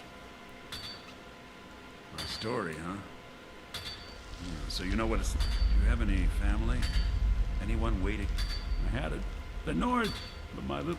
And after they made me watch as her head rolled off the block, I'm not... But every family in the Reach has a story like mine. There are no innocent onlookers in this struggle, just the guilty and the dead. If I were just playing and not doing a roleplay, you better believe I'd be going through and mining all of the silver. There's a lot of smithing and or money to be had down here.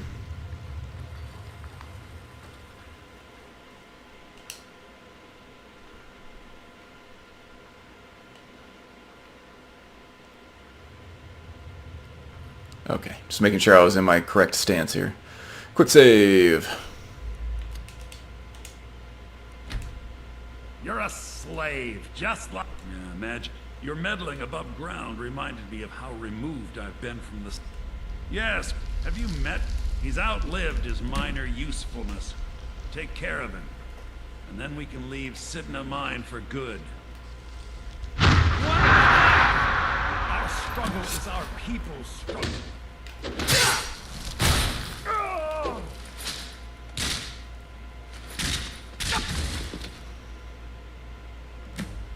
The king, eh?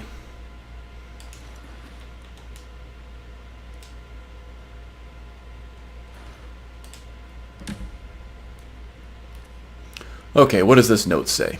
That wasn't too long, yeah? Pretty good speed run.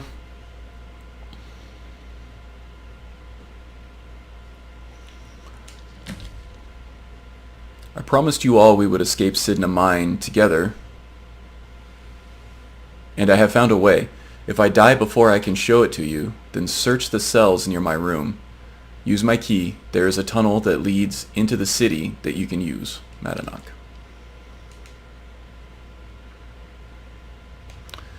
Make sure we find our stuff, though. Okay, so... quick saved. Alright. Now let's see how well we do against the Foresworn hordes here. Madanak is dead. You are all free to go. A fight? What was that? I knew it. Just a scratch.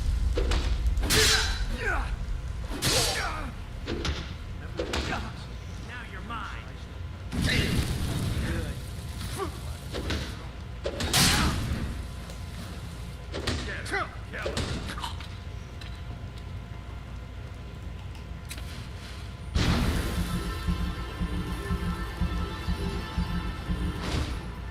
Anybody else? Poor bastard's better off. Oh, what happened?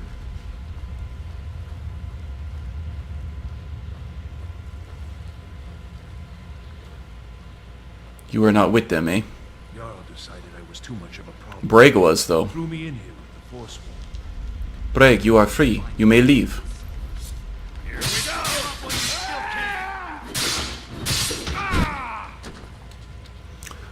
Let me just double check that I'm still on Legendary here, because this is, yeah, look at that. Jagasta is formidable.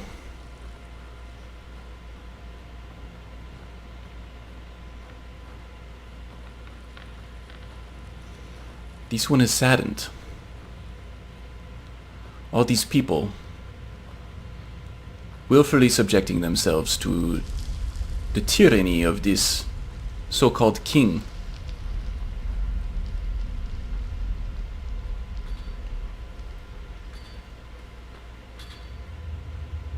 Listen, this one has found a way out. What was that? Thought I heard something.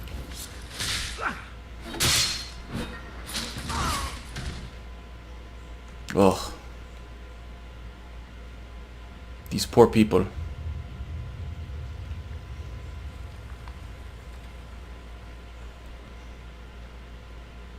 As much a victim of their own zealotry as they are a victim of the Nord's tyranny.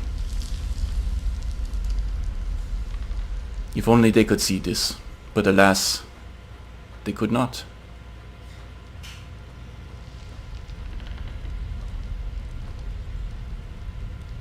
You ended up being the most honorable person in this mine. You know this?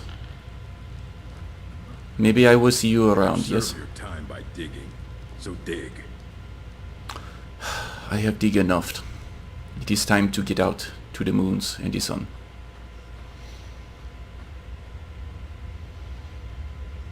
Encounter zones? Does that de-level things?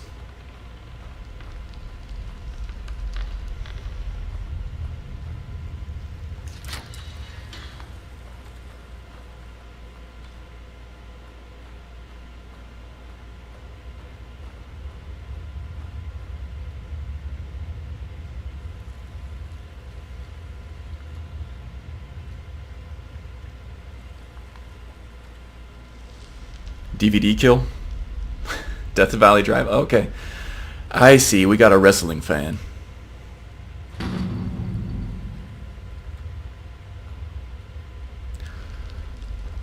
Yeah, that kill cam is a bit buggy.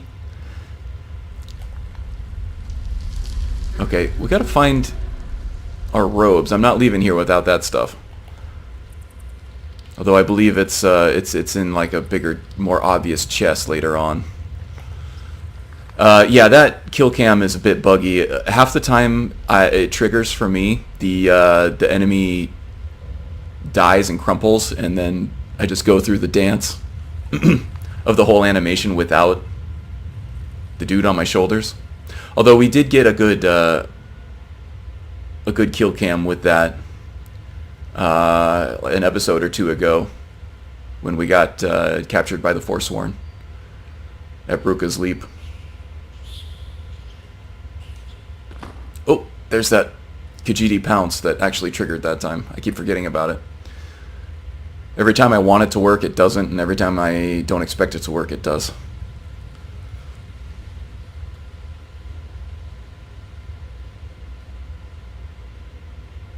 Yep, definitely spiders.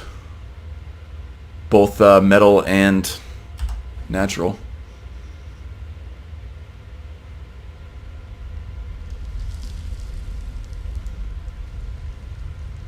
Definitely seen some spider webs here.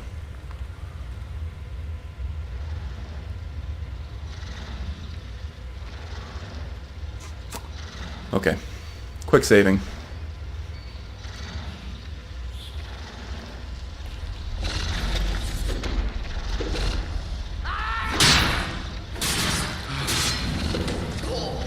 Oh, poison. Oh, he's a tough one. How is it the spider's tougher than all the Foresworn? Yeah, Ritual Stone does actually help too. A lot. Free followers, basically. And at Legendary, followers are very powerful.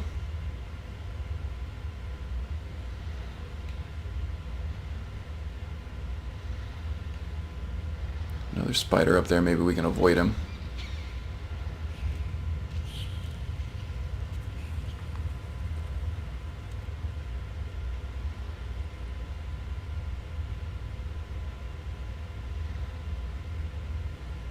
I don't want to do so at the expense of my gear, though. It's been so long since I've done this quest.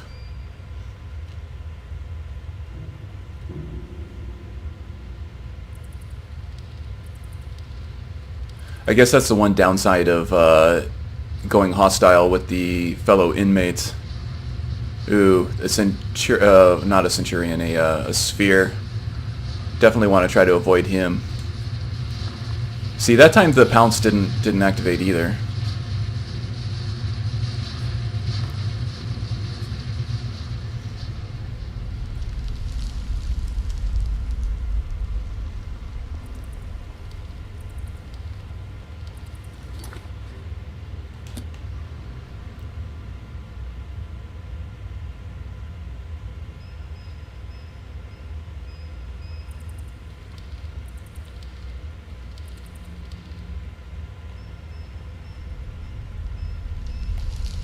Okay.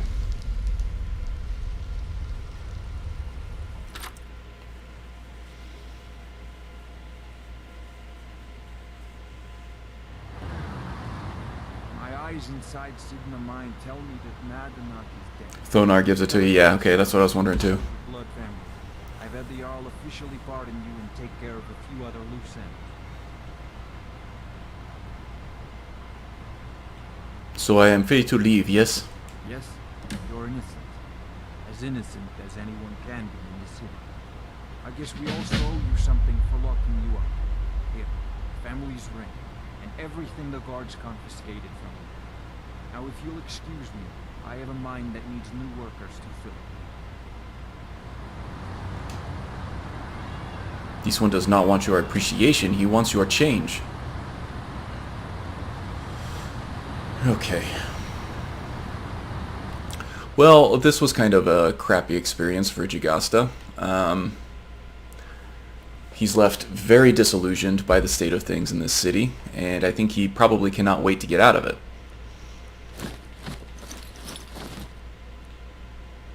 So I think what we will do is we'll head back to Old Hroldon, and we'll probably feel better sending the old ghost there to rest. Hey, Enigma. Man, you just missed some hot kung fu action, I'll tell you what. Jagasta is becoming quite powerful, I think.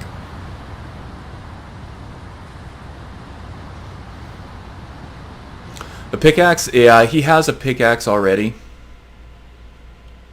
He uses it because he does a lot of work, manual labor in the mines and stuff like that.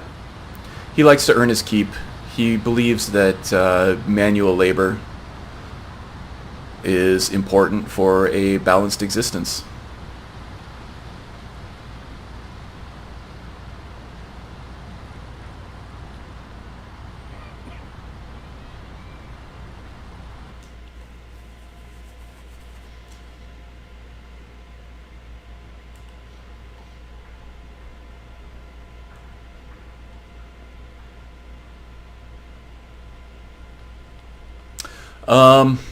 Oh, I forgot to grab our followers. So Ugor came from Morkazgur. Is that what we decided that was? With the block trainer?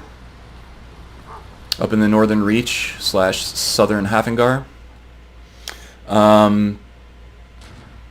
She The Silverblood Inn has plenty of strong drink and is an orc that she's a female orc that was just coming as of age.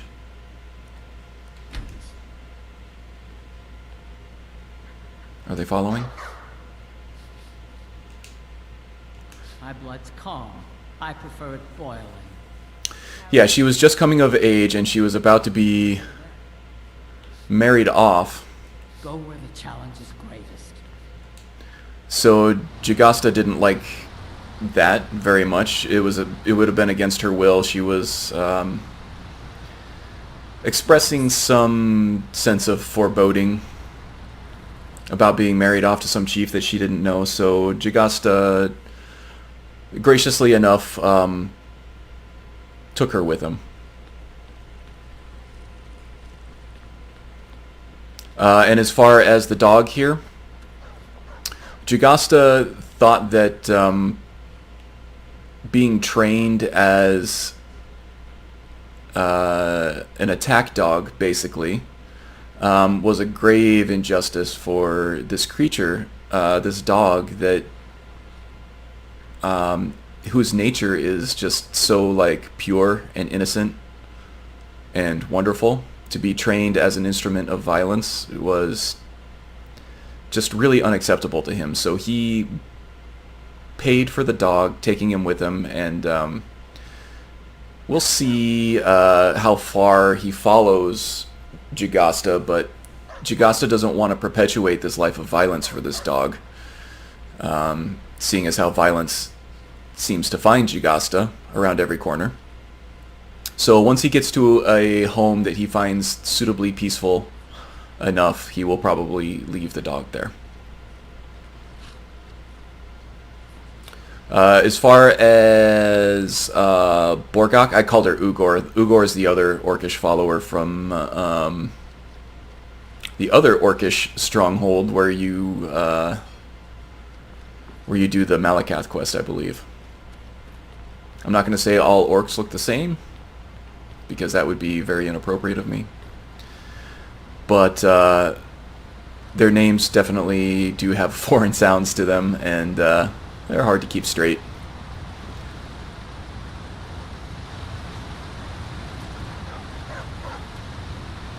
So yeah, Jagasta is very disheartened by the widespread inhumanity that he experienced in Markarth, and he will be happy to get out, move on from this place.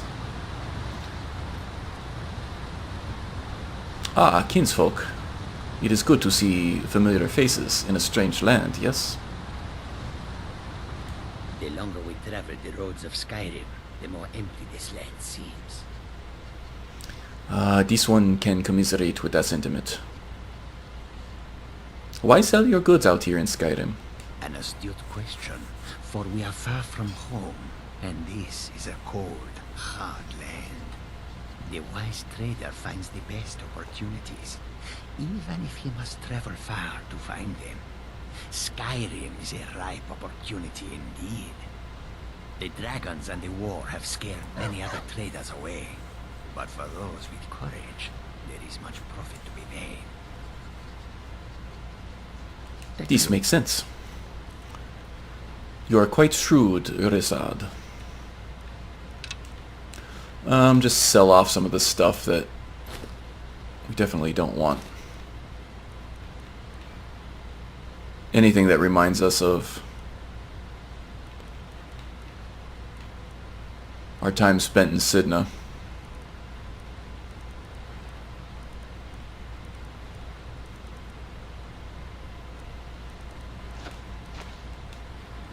May your road lead you to warm sands. So, yeah, Jagasta's feeling quite forlorn at the moment. This weather is not helping. It's only 11 a.m. It looks like it's about 9 in the evening because of how overcast things are and the fog and everything. Normally, an ambiance like this would probably leave Jagasta feeling like he's in good company of someone like Azura, who is very well thought of in Khajiiti culture. But right now, it's just kind of a gloomy day, coming off of a gloomy situation. So he's feeling rather gloomy, and I think that's understandable.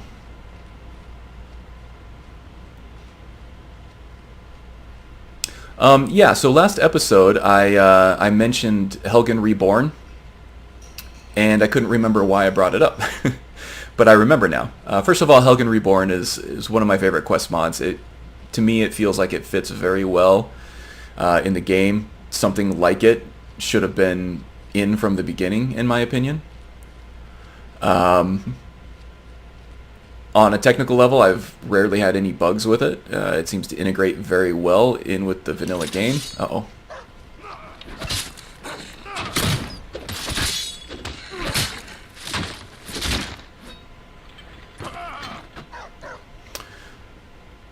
So I highly recommend it. The reason why I brought it up...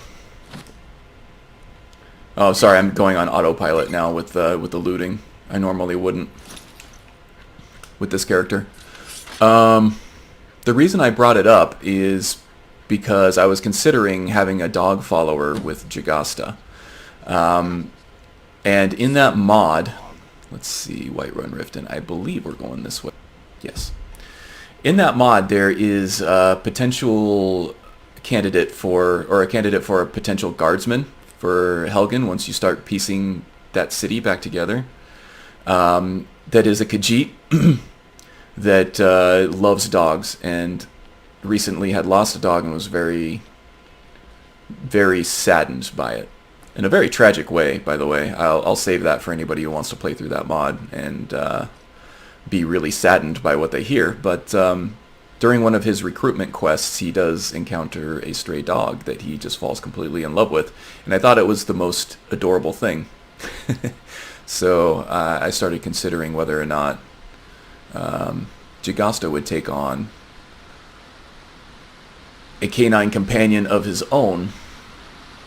But then, yeah, I got to thinking about the situation of how Vigilance here was trained for violence despite his peaceful, friendly nature, and how much of an injustice that is, keeping with the theme of injustice in Markarth.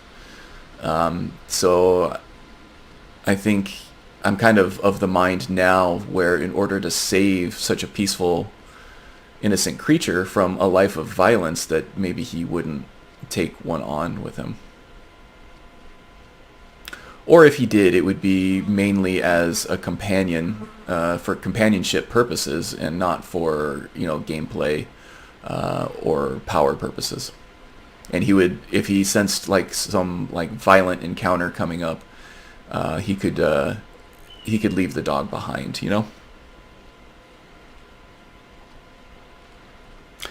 Yes, the Reach is probably my favorite area. That and Riften, as many people have mentioned in Discord and everything, the Riften area, the Rift would be great if it weren't for all the damn bears all over the place, ruining the atmosphere. But yeah, Riften, or the Rift, in general is also very beautiful. But yeah, if you have the right mountain texture replacers, you got Daindalod and you got the right weather mods with the cloud and the ethereal fog and everything. This place is just absolutely stunning. Ah, Maik, my friend. Maik wishes you well. This one wishes you well as well. That was a lot of well in one conversation. Go bother somebody else. Oh, Maik. He's always so cranky. Maik may be this one's closest friend in all of Skyrim, not because we go back very far, but because our travels have crossed paths on several occasions, and he always acts like he does not know me. Yet I feel like I know him so well.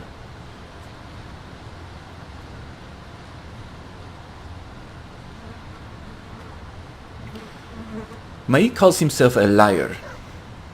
If he is lying about being a liar, does that not make him truthful? Classic chicken and egg situation, I suppose.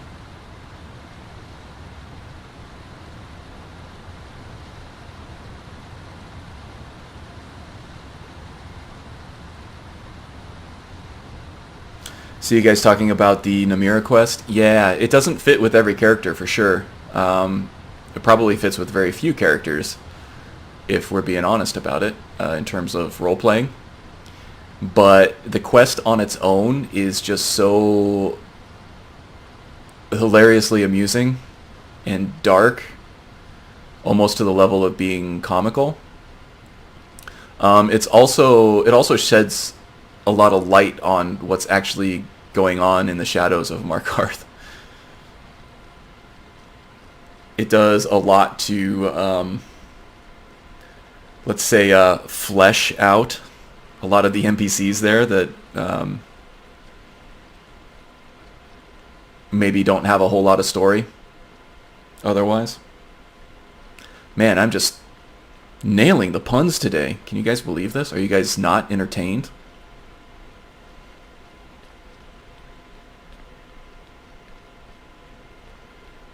Yeah, that's what I mean. Not the quest itself, but the actually following the Namira part.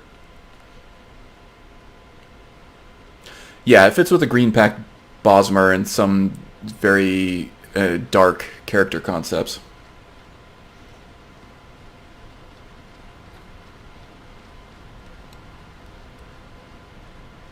Many characters would actually take on the quest, but I feel like from a role-playing point of view, it takes a very specialized character to actually follow through on the Namira side of it.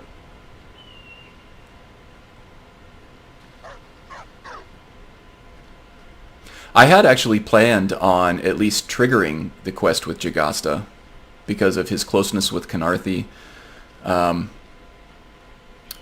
Khanarthi helping Jagasta out. Oops, I was on autopilot there. I was going to Soljan Sinkhole instead of Old World on In. And Khanarthi helping Jagasta out with wayward spirits on their way to the sands beyond the moons. That he would feel kind of compelled to go help, was it Brother Verilus? With his issues that he's having. That's the one downside. It's just the dead bodies dropping out of nowhere. Help Verilus with the issues that he's been having in his archaic crypt.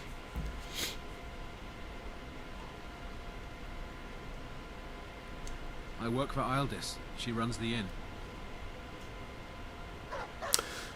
Yeah, I agree. The mechanics, I mean, in the vanilla game, that's basically the only way you can achieve a cannibal character is through this quest. So mechanically, a Green Pact Bosmer in a vanilla game without Imperius or CACO is basically the only way to achieve that, is through that quest. It just, probably wouldn't be totally canon depending on the character, but... Okay, so here we are, back at Old Roldon. We have a few things. Welcome. Let me know if a few loose ends to tie up here.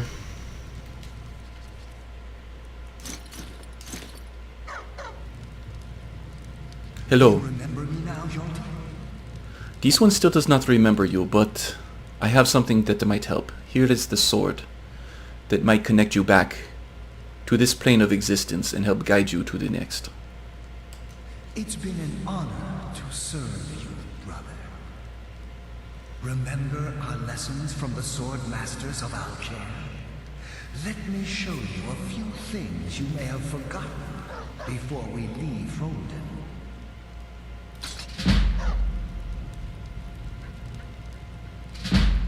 Okay, so we got some good good skill training there, which is nice. You have a grim look. So I would say that after a gloomy start to this day, Jagasta's spirit has been uplifted. Need something? Oh my god. You know, it's funny because my wife always makes fun of me because I hate puns. I just hate them. It's like nails on a chalkboard, but like when I do them, it's vastly entertaining. I'm so good at puns. I hate them so much. It's my curse and my blessing at the same time. Anyway, yeah, Jagasta's spirit has been uplifted. He was able to guide that old ghost to his rest in the sands beyond the moons. So he's feeling better. This day has been salvaged for him. Now, there was also another side quest. Jagasta did do some work at this Salvius farm, picking some vegetables and selling them off. The farmer there, the owner of the farm, was a cranky old man who desperately misses his son and has a very abrasive way of projecting that.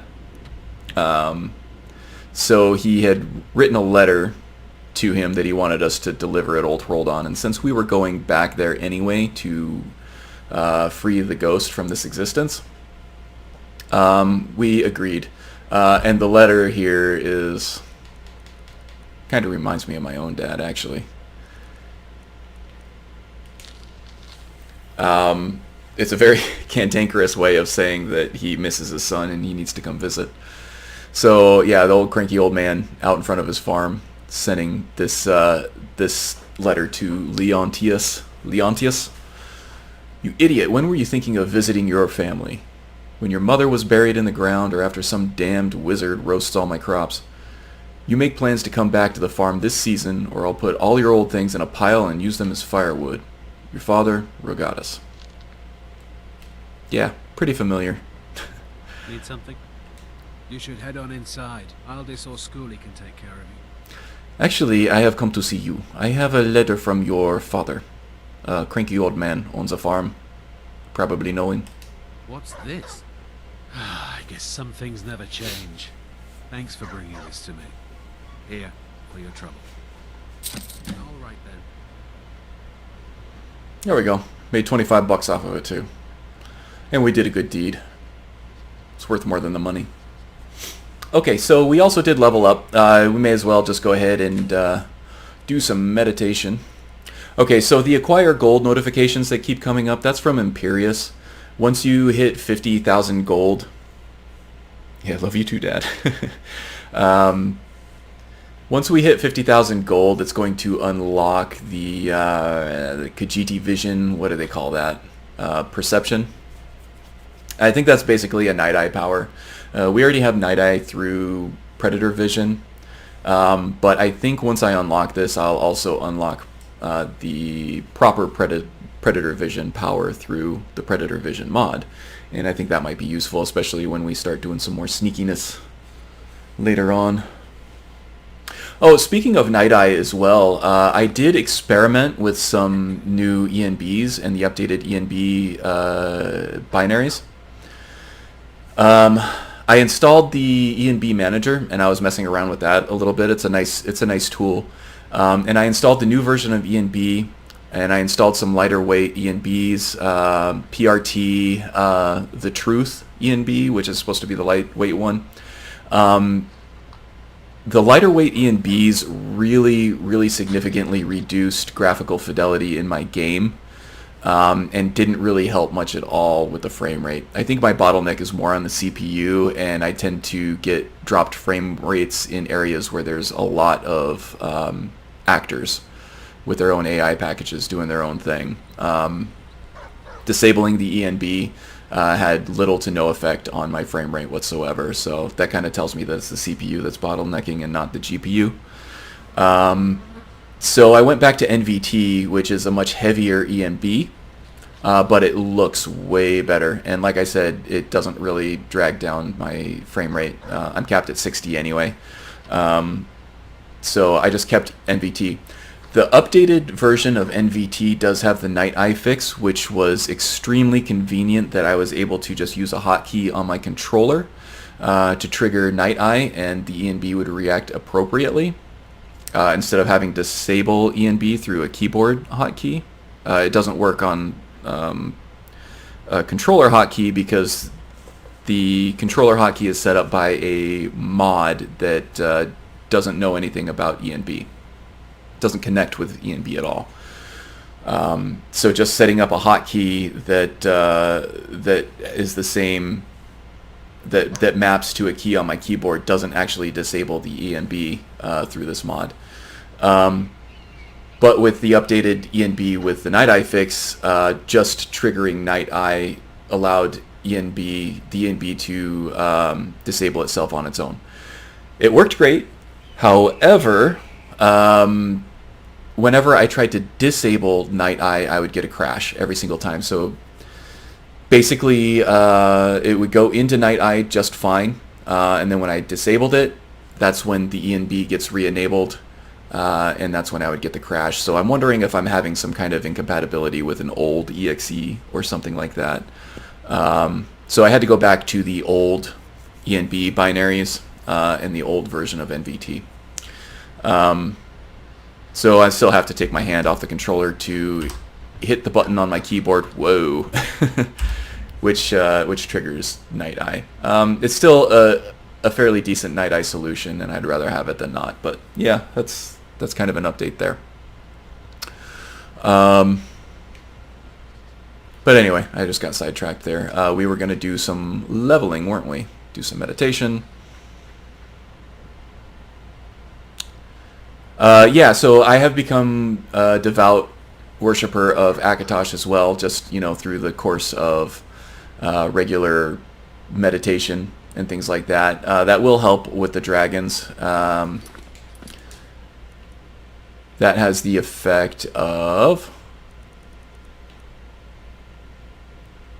Oh, meditation resets the cooldown of your most recently used shout and power. So we don't really have any active powers that we use at this point. We might later on. I'm still toying with the idea of adding a couple spells and powers maybe for this character. Some of my own mods, I think. Maybe just something simple like adding a shout, like a Foos effect to a firebolt or something, and calling it like a key blast or something like that. I also do have some ideas inspired by Baofish's Build Your Own House series. I've been thinking like a Gautfang monastery somewhere in the hills that has like some high-level Khajiit Gautfang trainers that will do, you know, light armor training, block training, restoration, alteration, and maybe destruction training that can also teach some of these new spells that I kind of have rattling around on my head. At this point, I'm very busy personally and professionally, so it's kind of hard to spend all day working on computer code and then come back and then boot up the creation kit and try to do more engineering on a new mod. So I don't know if any of that's going to pan out, but they are ideas floating around in my head. So maybe someday we'll get to that. But for now, we do need to level up, don't we? Oh yeah, the Akatosh Worshipper also, we do like a 30%, something like that, added damage to dragons, which is extremely helpful for an unarmed build. Not everyone has pillows. That's very true, Strudel. Baofish is the pillow master. Way more pillows on a bed than I've seen on any other bed, that's for sure. But for the fishing shack, it definitely works.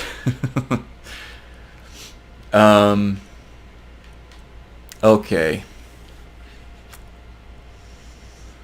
I'm tempted to go Magicka on this one because I have actually upgraded my spells to fast healing, summon Spectral Dire Wolf, the Pillow Master. Yes. But there's some stuff, his Magicka pool is getting really low at the moment for the spells that he wants to cast. So I think we might do this just so that, you know, we can actually cast the Spectral Dire Wolf spell.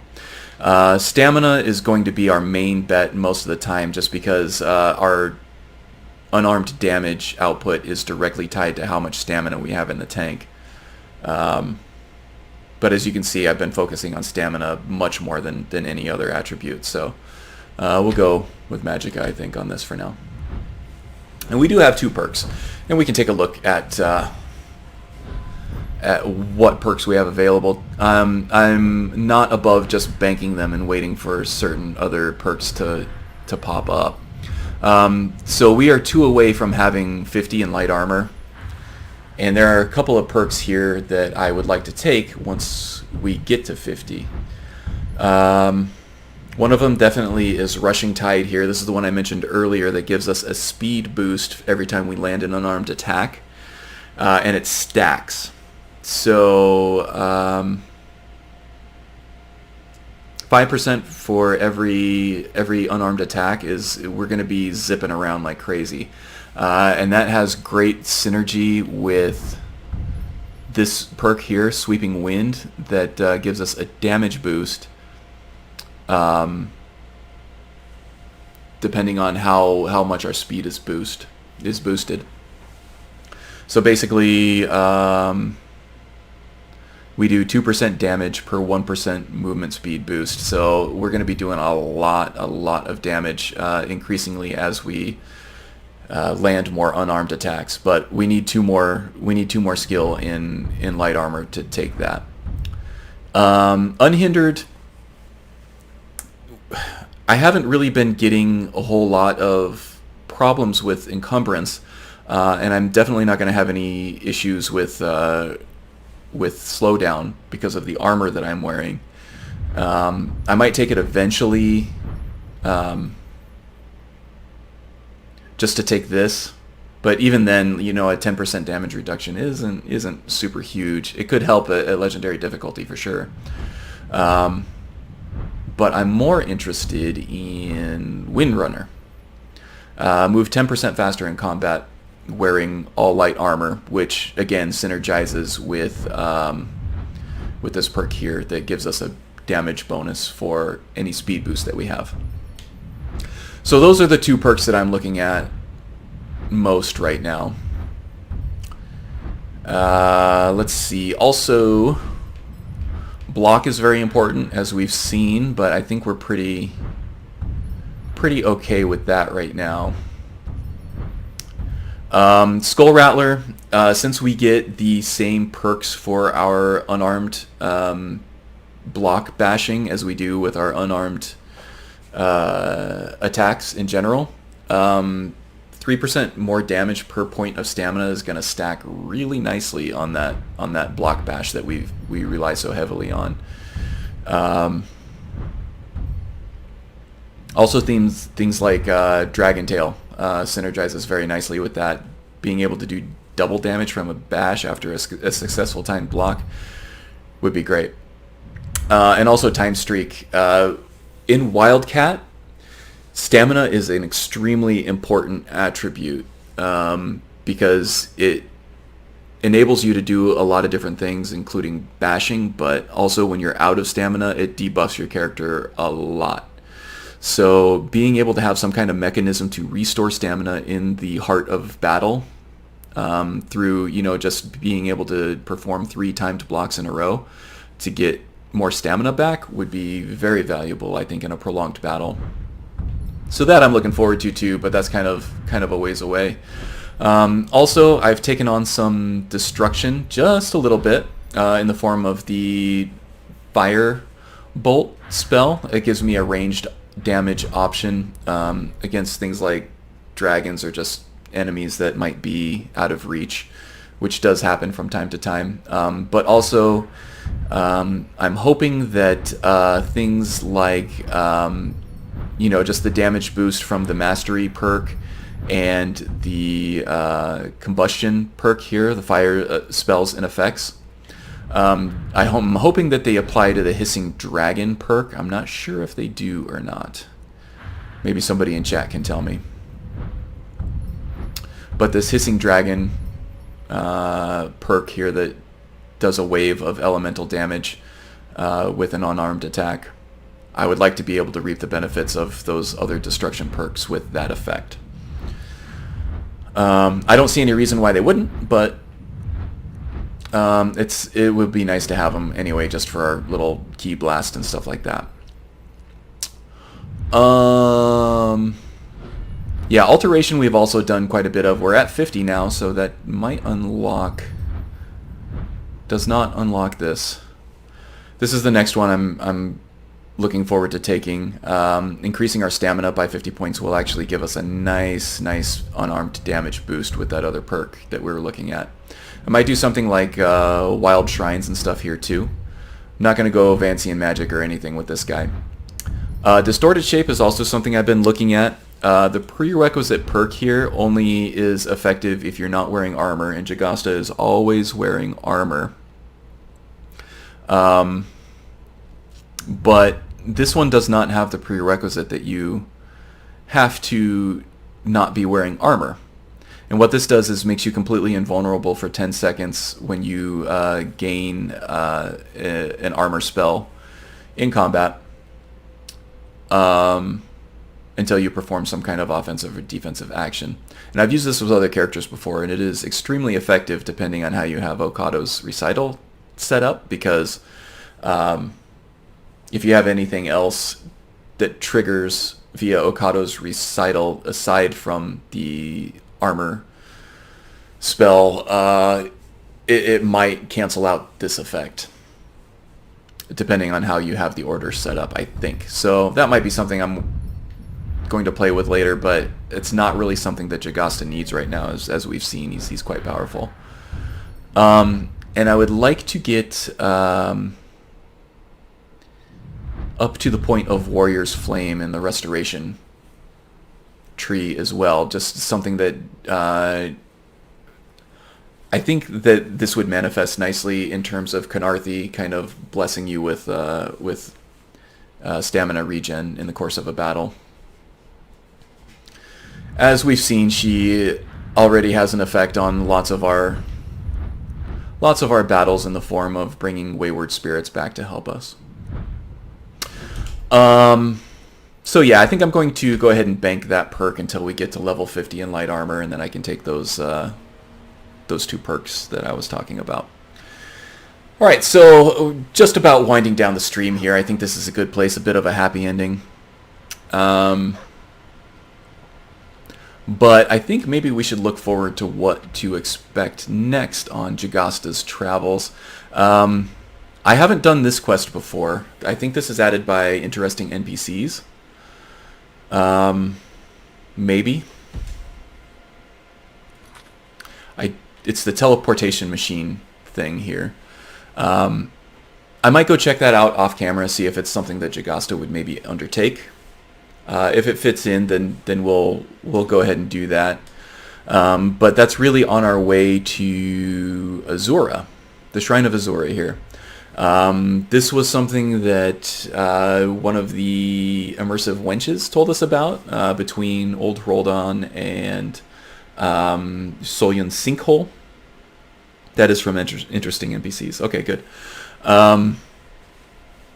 The wench that was wearing a lot of makeup that Jagasta thought was war paint, so Jagasta assumed that she was a great warrior. Told us about this Shrine of Azura, and Jagasta, being a Khajiit, thinks very highly of Azura in their pantheon, so he wanted to go pay his respects in Skyrim. That will give us a lot of roleplay fuel, I think, between here and there. I am heavily considering taking on Danika's quest and becoming a follower of Kinnereth instead of Akatosh at this point. I think it just fits better with his character. He seems to have a closer relationship with Khenarthi than he does Alkosh at this point. So that's the plan, going there. And then from there, of course, we'll go up to the Shrine of Azura and Windhelm, where there is a lot of racial injustice going on there that I think would jive nicely with the theme of this playthrough.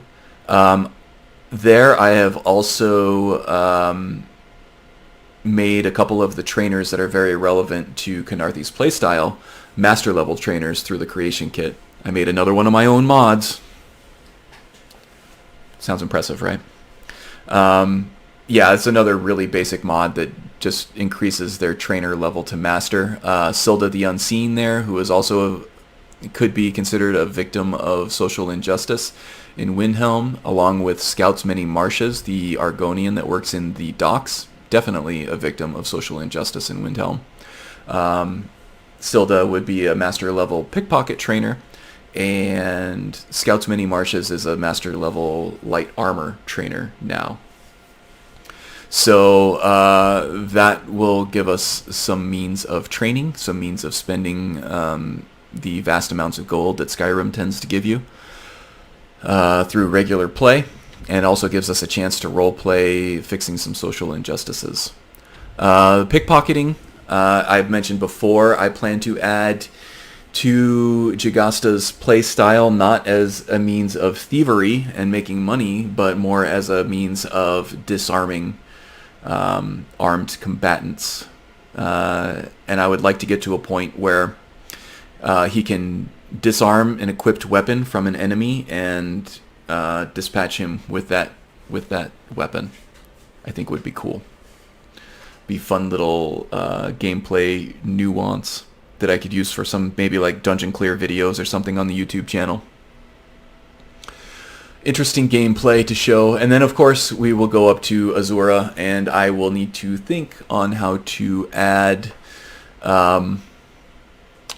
Azura to Jagasta's story in terms of where she fits in with the Khajiiti pantheon and his already devout relationship with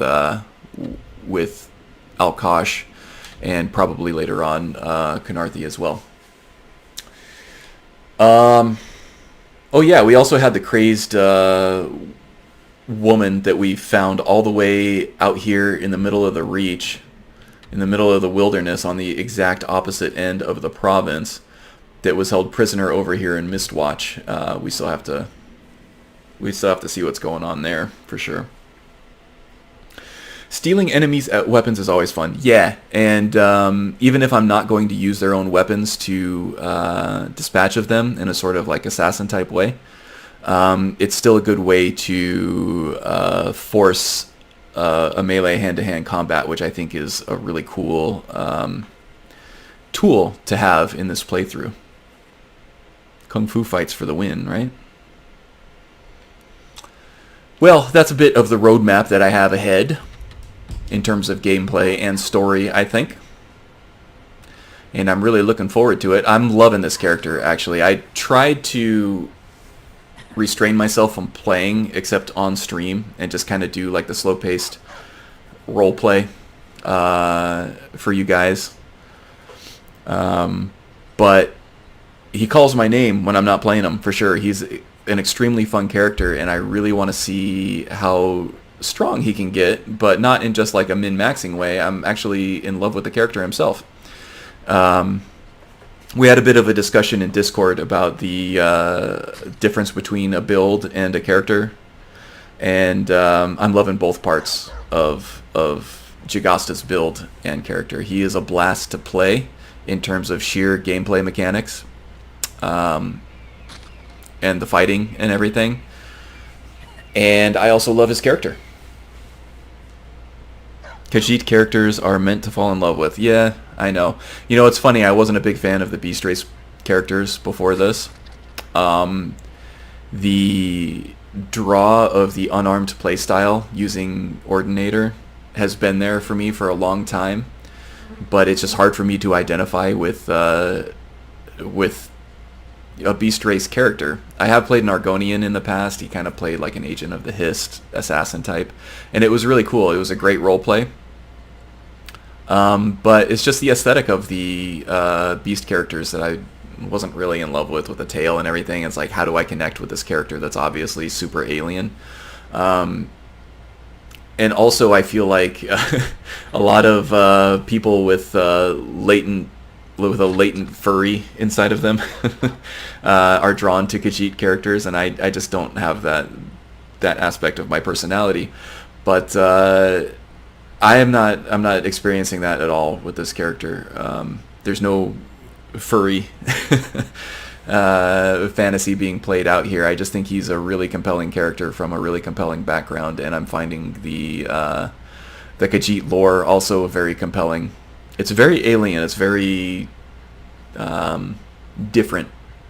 There's a lot of concepts that tie directly into the Imperial pantheon that everybody knows about, but there's also a lot that isn't, and it's those differences there that I'm finding very compelling. Particularly the stuff about Khanarthi kind of taking on the role of Arche in the Khajiiti pantheon, and how well that fits in with the randomly selected ritual stone, where we get these wayward spirits that help us fight and stuff. Really fits in really nicely with the whole Khanarthi situation. Yeah, and he just looks great. Look at him. I'm really proud of the way that he came out. Good looking character. So yeah, I'm excited to play him again. I'll probably do some more off-camera work, just cleaning up just side quests, because I do really enjoy the unarmed combat aspect of this build, outside of the character himself. So yeah, going back to the discussion of build versus character, I don't feel bad going through and kind of non-canonically playing out some side quests that the character wouldn't necessarily be interested in, just in terms of the build itself. I can sate my own inner build freak on my own off camera, and I can scratch my roleplay itch with you guys every Saturday, depending on the streaming schedules and stuff that we have. So I think that does it for this stream. I realized that I did forget to plug everybody else's stream last time, or everybody else's content portals, at least last time. So I do want to go ahead and do that now, give shout-outs to everybody. Most of the people who are watching, if not all of them right now, probably all know each other. We frequent the same Discords, and we frequent each other's portals quite often. Oh boy, I realize I just said we frequent each other's portals often, which means two things. So yeah, do what you will with that. But yeah, obviously, Couch Warrior. If you're not familiar with the community and you're not familiar with everybody's content, the Couch Warrior stream, or the Couch Warrior YouTube channel, is Voidhole. Yeah. Is probably the best place for high quality, highly produced Skyrim content on the internet, in the world, ever. His YouTube channel is linked below in my description for this video. Go check it out. It's really amazing stuff. The Wind also streams very regularly. I believe Wednesday she has a hump day stream, which she's quite fond of. And then Sundays around noon, I believe. And I would say it's fairly similar to the sort of character building and roleplay sensibilities that you might see with something like what I'm streaming. Everybody has their own personality and their own way to play, however, but she does have some very interesting character concepts, exploring some very interesting gameplay styles as well. She also has a great sense of humor, her own brand, so to speak, and her streams are vastly entertaining. I highly recommend catching them if you can. Magus80, also similarly very creative character concepts, roleplay, gameplay. It's a great place for all of that. He streams a lot. He has a great rapport with the game, a huge amount of knowledge, and he's always trying to stretch himself creatively on how he can get more out of the game, and it's very entertaining. I appreciate it a lot. Balefish, he is our mod master. He's the mod wizard of the community. He has some great modding tutorial streams that are also very entertaining. They're fun. They're, lots of humor. He has lots of fun with the community. He takes ideas from the stream and implements them in the game, in the creation kit. Oh, I'm getting really nauseous watching that spin around there. And he also does some very nice character concepts and a gameplay of his own.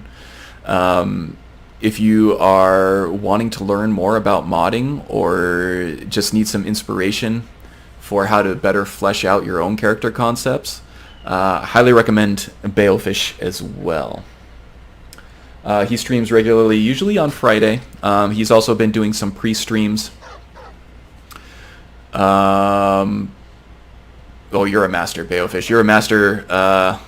You're a master of our hearts, at the very least. How about that? Yeah. So where was I with that? Oh yeah, Balefish streams fairly regularly on Fridays. He might do some Saturdays. We've been talking about that as well. I am happy to adjust my schedule now and then if he needs it. He also does pre-streaming streams for Couch Warriors Ascendance series, where he does a little bit of his own stuff, and then sometimes he will have visitors on to talk about the Ascendance series and their own content and things like that. He's had EJ on. He's going to have Stu on next time, the Couch Warrior himself, which is great. I'm not sure if that's a pre-stream for Ascendance or if it's just one of your Friday streams, but looking forward to that for sure. So thank you, Bayofish. Go check out his stream. It's linked in my description as well with all the others. Also, William McNee has a very long-running series. Started off as Danafay and now is Tariel, I believe. Very interesting ways of experiencing all the content that Skyrim has to offer. This is a very long-running series, and it's really impressive. We were talking with Strudel earlier about how you can keep a project going for so long, and keep a character going for so long, just on a technical level with Skyrim. That's really tough to do, but then also, playing out a character or several characters' stories for as long as he has with that character. There's a lot to be said for the loyalty and the love he has for that character. So check that out. His link is also there. Very high level character gameplay compared to a lot of what you see, because he's had the character around for so long. But he also does a lot of quest mods through interesting NPCs and Legacy of the Dragonborn. He really explores all of what Skyrim has to offer with these characters, and it's very nice. EJ, she is also one of the lore masters. She's been around for a long time. And she has another long-running series, the Dawnbreakers series, which has, like I said, been going on for a long time, but she also dabbles in her own modding. She has a lot of production quality in a lot of her series. Her series is very ambitious in that she plays a lot of different characters, but they play all in a shared world, and she does it very nicely through modding her own character concepts as followers, and is very, very good at pulling off the different story moments in terms of conversations between the two characters, and it's very gratifying to see all of these different characters that she's made that have become so beloved interact in different ways, and she pulls it off really, really well in terms of story. And yes, the Strudel mentions that she writes her own music. She does all of that. She writes her own stories, writes her own music. She makes her own mods to facilitate these kind of things. She edits all the videos together. It's very highly produced, very highly recommended. Her voice acting is incredible as well. She is linked down below.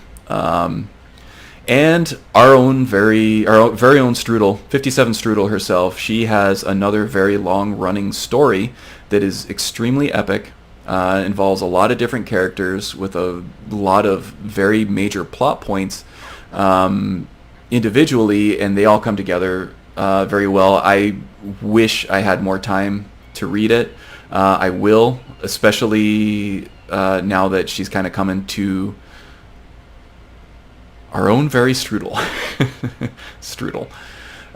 Yeah, especially now that she's kind of winding down to the end of this. I might be a little more motivated to make time to read her story.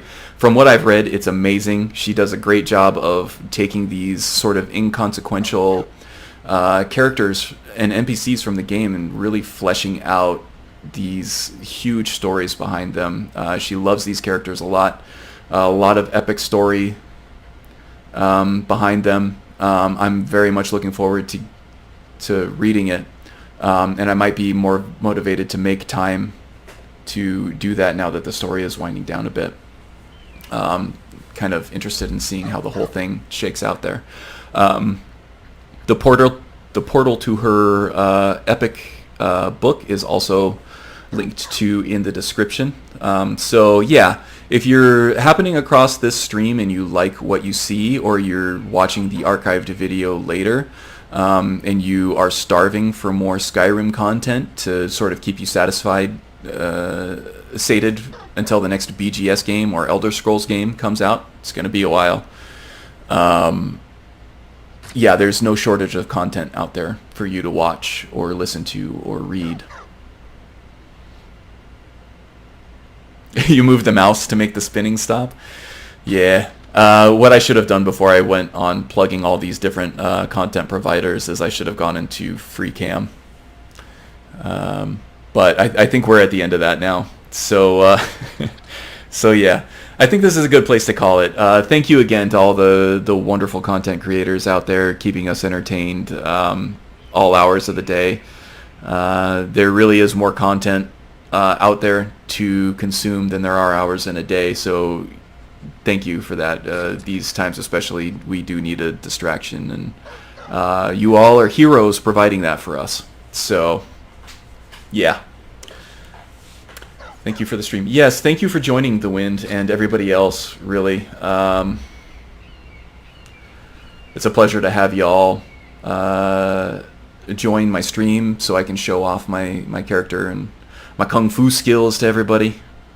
Bit of a social outlet. Definitely need it. Balefish, you're very welcome. And they're not just nice words. I really feel everything that I said, so thank you everybody again. Yep. You're welcome, Magus. Alright. So I'm calling the stream right here.